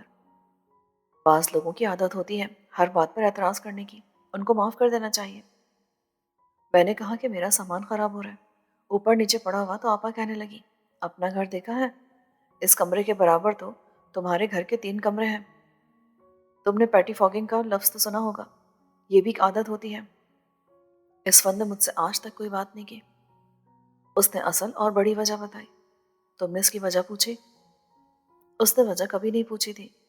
اس کے جواب میں اس کے پاس صرف خاموشی تھی۔ یہی ناموافق حالات تو تھے جن کے لیے وہ پڑھنا چاہتی تھی، کچھ سیکھنا چاہتی تھی۔ جب انسان کی زندگی میں یہ شادی والا موڑ آتا ہے تو وہ بدل جاتا ہے۔ اس کے اندر کا پہلا انسان مر جاتا ہے۔ نہ کہیں جنازہ اٹھتا ہے، نہ مزار بنتا ہے، مگر وہ مر جاتا ہے۔ پھر اس مرکت کی خاک سے نیا خمیر تیار کرتا ہے۔ مسئلہ سارا اس نئے خمیر کی تیاری کرنا ہے۔ کچھ کے لیے یہ کام بغیر کوئی دقت اٹھائے ہی خود بخود ہو جاتا ہے، جیسے زارا کے ساتھ ہوا۔ کچھ کو مشکل پڑتی ہے، مگر ہر نئی تبدیلی کے ساتھ کمپرومائز تو بہرحال کرنا ہی پڑتا ہے۔ وہ کہہ رہے تھے، سارا اتنے دن سے سیالکوٹ کیوں بیٹھی ہوئی ہے؟ واپس کیوں نہیں جاتی؟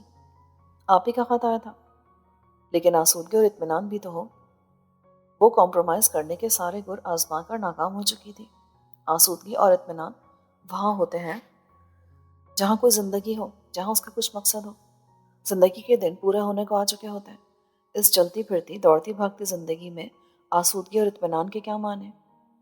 اس نے حیرت سے ماموں کو دیکھا۔ یہ وہی ماموں تھے جو کبھی کہا کرتے تھے، ہم کسی کو نہ سے سمجھیں، خود کس کو نصیحت کریں۔ اب کیسے مزے سے اس کو نصیحت پر نصیحت کیے جا رہے تھے، اور جب زارا ان کو ٹینیسن سنانے کو کہتی تو وہ کتنے مزے سے گنگناتے اور پھر ماضی میں کھو جاتے۔ پرانے کو جانے دو، نئے کو آنے دو۔ پانی ماموں کے جملے اس کا پیچھا نہیں چھوڑ رہے تھے۔ وہ باہر سے اٹھ کر اندر آ گئی۔ گرمیوں اور رمضان کی آمد نے اسے بھولے بسرے باتیں یاد دلائیں۔ زری اور زارا دونوں کے ہاں بیٹے پیدا ہوئے تھے۔ بھابھی زارا کے پاس چلی گئی تھی۔ ان کی عدم موجودگی میں اس نے گھر کا انتظام سنبھالا ہوا تھا۔ سب کے لیے سحری بناتے ہوئے اسے اسفند کا خیال آتا۔ اس کے لیے سحری کون بناتا ہوگا؟ اسے تو کبھی میری یاد بھی نہیں آئی ہوگی۔ پچھلے دنوں زری کی بیٹے کی پیدائش پر امی نے خود آپا کو فون کیا تھا۔ آپا انجان اور بے گناہ بن گئی۔ بات یہ ہے کہ سارا کا دل ہی نہیں لگا۔ ہم سے تو قسم لے لیں جو پھولوں کی چھڑی سے بھی اسے چھوا ہو۔ ان کے وہ عمل جو وہ سب کے سامنے دکھاتی تھی، ان پر کوئی الزام لگا ہی نہیں سکتا تھا۔ اسے معلوم تھا کہ اس کی وجہ سے گھر کا ماحول دن بدن ٹینس ہوتا جا رہا ہے۔ امی اس کا چہرہ دیکھتے ہی پریسنٹین کی 2 گولیاں زبان تلے رکھ لیتی تھیں، اور کسی کا نہیں تو اپنی امی کا ہی خیال کرو۔ ایسے موقع پر اسے مانی ماموں کی بات یاد آتی۔ ابا شد و مت سے دہرانے لگے تھے۔ اس روز امی کا ہلکا ہلکا درد بڑھ گیا۔ سبھی پریشان تھے۔ اس روز ہی اس نے عذاب، محرومی، دکھ، پریشانی اور ذلت کے گہرے جنگل میں واپس جانے کا فیصلہ کر لیا۔ امی کی خاطر، ابا کی خاطر وہ اپنے سارے خواب آنکھوں سے نوچ کر پھینک سکتی تھی۔ رات کے 10 بجے اس کی انگلیاں لاہور کا نمبر ڈائل کر رہی تھیں۔ اسے معلوم تھا کہ اس وقت تک صرف اسفند ہی جاگ رہا ہوتا ہے۔ کچھ دیر بعد وہی آواز گونجی جسے اتنا کم سننے کے بعد بھی وہ لاکھوں آوازوں میں پہچان سکتی تھی۔ سنیں، میں آپ کو ناگوار خاطر ہونے کے باوجود غیر مشروط طور پر واپس آنا چاہتی ہوں، کیونکہ مجھے بہت سی زندگیاں اور ان کی خوشیاں عزیز ہیں۔ آپ سے میری صرف اتنی درخواست ہے کہ خدا کر مجھے لے جائیں۔ میں اپنے ماں باپ کو ایک بار پھر غلط فہمی میں مبتلا کر کے خوش دیکھنا چاہتی ہوں۔ اس نے بلا تمید کہنا شروع کیا۔ جواب میں گہری سانس کے ساتھ فون بند کر دیا گیا۔ اس نے ایک دکھ اور خود کو لگا لیا تھا۔ وہ جیسے آئی تھی ویسے ہی چلی جاتی۔ فون کر کے جو غفلت ہوئی تھی اس سے تو بچ جاتی۔ میرے ہوتے ہوئے اسے کوئی پرواہ نہیں تھی تو اب کیوں ہو؟ اگلے دن غیر متوقع طور پر بی بی آ گئی۔ میں صدقے میری جان، تجھ پر کیا بیت گئی؟ انہوں نے اس کا ماتھا چوم لیا۔ اے بہن، میں تو خوش تھی کہ رب سچے کی رضا سے میری مراد پوری ہوئی، پر مجھے کیا پتا تھا کہ جلنے والوں کے منہ پر راکھ پڑ گئی۔ سب ٹھیک ہو جائے گا میرے پاک پروردگار کے کرم سے۔ میں لے کر گئی تھی، میں ہی اس سے چھنی عزت دوبارہ دلواؤں گی اسے۔ تم اپنا سامان باندھو بیٹا۔ انہوں نے اسے سوچنے کی مہلت تک نہ دی۔ آج 29واں روزہ ہے۔ میرے پروردگار کا کرم ہوا تو عید اپنے گھر میں ہی کرو گی تم۔ راستے میں انہوں نے کہا تھا، وہ ہر قسم کے حالات کے لیے خود کو تیار کر چکی تھی، ہر قسم کے تجربے کا مزہ چکھ چکی تھی۔ اب اس کو اپنی زندگی خود بنانا تھی، بہتر یا بدتر۔ گھر ویسے کا ویسا ہی تھا جیسا وہ چھوڑ کر گئی تھی، اور غالباً دل بھی ویسا ہی تھے۔ اسے سرد مہری نے اس کا استقبال کیا جس نے 1.5 سال قبل اس کی پہلی بار آمد پر کیا تھا۔ اس کا کمرہ بھی ویسے کا ویسا ہی تھا، صرف اسفند ناوقت موجود تھا۔ لو بیٹا، میں لے آئی ہوں، پر یاد رکھو اتنا وقت سوچنے میں نہیں لگاتے۔ وہ میرا آسمان زمین کی وسعتوں جتنی بخشش والا پروردگار بھی ناراض ہو جاتا ہے کبھی کبھی۔ بی بی نے اسے کمرے کے وسط میں لا کر کھڑا کر کے اسفند سے کہا اور خود باہر نکل گئی۔ میری سمجھ میں نہیں آتا سارا کہ تم سے کیا کہوں۔ وہ بول رہا تھا اور وہ گمسم کھڑی تھی۔ پہلے تو میں بیوی سے ناراض تھا، انہوں نے مجھ سے پوچھے بغیر تمہارا انتخاب کر لیا۔ بیوی سے ناراضگی کے بجائے تم سے لاشعوری طور پر ناراض رہا، جبکہ تمہارا کوئی قصور نہیں تھا۔ اس کے لیے تم سے معذرت کیسے کروں؟ پھر مجھ پر آپا کی نفسیات کا بڑا بوجھ تھا۔ مجھے یوں محسوس ہوتا تھا کہ ان سے دور رہ کر میں نے ان کے ساتھ زیادتی کی ہے۔ میں نے ان کے قریب ہونے کی کوشش کی۔ تم ان کی پسند نہیں تھی۔ میں یا ان کو اپناتا یا تم کو۔ میں کس ذہنی کشمکش سے گزرا ہوں شاید تم کا اندازہ نہ ہو۔ میں چاہتا تھا کہ اگر میں تمہارے حق میں فیصلہ نہ کر سکا تو تم اسی طرح جاؤ جیسے یہاں آئی تھی۔ میں ہر معاملے میں ایمانداری کا قائل ہوں، زبردستی کا نہیں، لیکن یہ میرا ذاتی معاملہ تھا۔ میرا بیڈ روم افیئر کسی باہر والے کو یہ حق نہیں پہنچتا تھا کہ اس میں ٹانگ اڑائے یا تم پر کوئی الزام لگائے، خواہ وہ میری ماں ہی کیوں نہ ہو۔ اس روز تمہارے ساتھ جو کچھ آپا اور دیگر لوگوں نے کیا، اس نے میرا سر کتنا جھکایا یہ وہ سوچ بھی نہیں سکتی۔ تم نے جو کیا درست کیا، ان حالات میں کوئی بھی ہوتا یہی کرتا۔ تم نے جس حوصلے اور صبر کے ساتھ یہاں دن کاٹے اس نے مجھے تمہارا معترف کر دیا، لیکن جب میرا فیصلہ تمہارے حق میں ہونے لگا تو تم غائب ہو گئی۔ تم نے ٹھیک کہا تھا اپنے ماموں سے کہ تم کس کے ریفرنس سے یہاں رہتی۔ میں تم سے اتنا شرمندہ تھا کہ میری سمجھ میں نہیں آ رہا تھا کہ معذرت کن الفاظ میں کروں۔ پھر تمہارا بھی کچھ پتہ نہیں تھا، میں نے تمہیں دیا ہی کیا تھا جو تم سے کسی رعایت کا طلبگار ہوتا۔ صرف مجھے اتنا معلوم ہے کہ تمہارے جانے کے بعد میں زندگی سے دور اور لوگوں سے بددل ہوتا چلا گیا۔ تمہارے کل رات کے فون نے میرے اندر ایک نئی روح پھونک دی۔ بیوی پرسوں سے آئی ہوئی ہے، میں نے ان سے کہا تھا کہ تم سے کہیں اگر تم منتیں بھی کروانا چاہتی ہو تو میں تیار ہوں، لیکن تم تو بہت وسیع القلب نکلی سارا۔ مجھے بیوی کے انتخاب پر فخر ہے۔ وہ اتنی طویل گفتگو کر رہا تھا، وہ بے یقینی سے اسے دیکھتی رہی۔ اب تم میرے ریفرنس سے رہو گی اپنے گھر میں، ہم یہاں نہیں رہیں گے۔ میں نے گھر کے لیے درخواست دے دی تھی جو منظور ہو گئی ہے۔ میں، تم اور بیوی اس ماحول سے دور نئی زندگی کا آغاز کریں گے۔ گزرے لمحوں کی تلافی کے لیے یہ کوئی بڑی قربانی نہیں ہے۔ دیکھو، غالباً عید کا چاند نظر آ گیا ہے۔ باہر سے اٹھتے شور کی آواز پر اس نے کہا، آؤ عید کا چاند دیکھتے ہوئے دعا مانگے گزرے دنوں کے نقوش چھوٹ جانے کی، آنے والے دنوں کی مسرتوں کی۔ اس نے سلائی مشین کا ڈبہ ہٹا کر کھڑکی کھولتے ہوئے کہا۔ رفتہ رفتہ بے یقینی کی کیفیت اس پر سے زائل ہونے لگی اور اسے یقین آتا چلا گیا کہ عید کا چاند اسے نوید دے رہا ہے کہ اس کو بازو کے گھیرے میں لے کر دعائیں مانگتا یہ شخص اب اس کی پہنچ سے باہر نہیں رہا۔ اس تک پہنچنے کے لیے اسے کن صحراؤں سے گزرنا پڑا تھا۔ اس سال کی نوید عید کے ساتھ وہ یہ بھی بھلا دینا چاہتی تھی، سونا رب سچا، دیر سے صحیح فضل کرتا ضرور ہے۔ یہ تجربہ بھی تو زندگی کا حصہ ہے۔ اسے بیوی کی بات پر یقین آ گیا تھا۔ اس کے ساتھ ہی اس مکمل ناول کا اختتام ہوتا ہے۔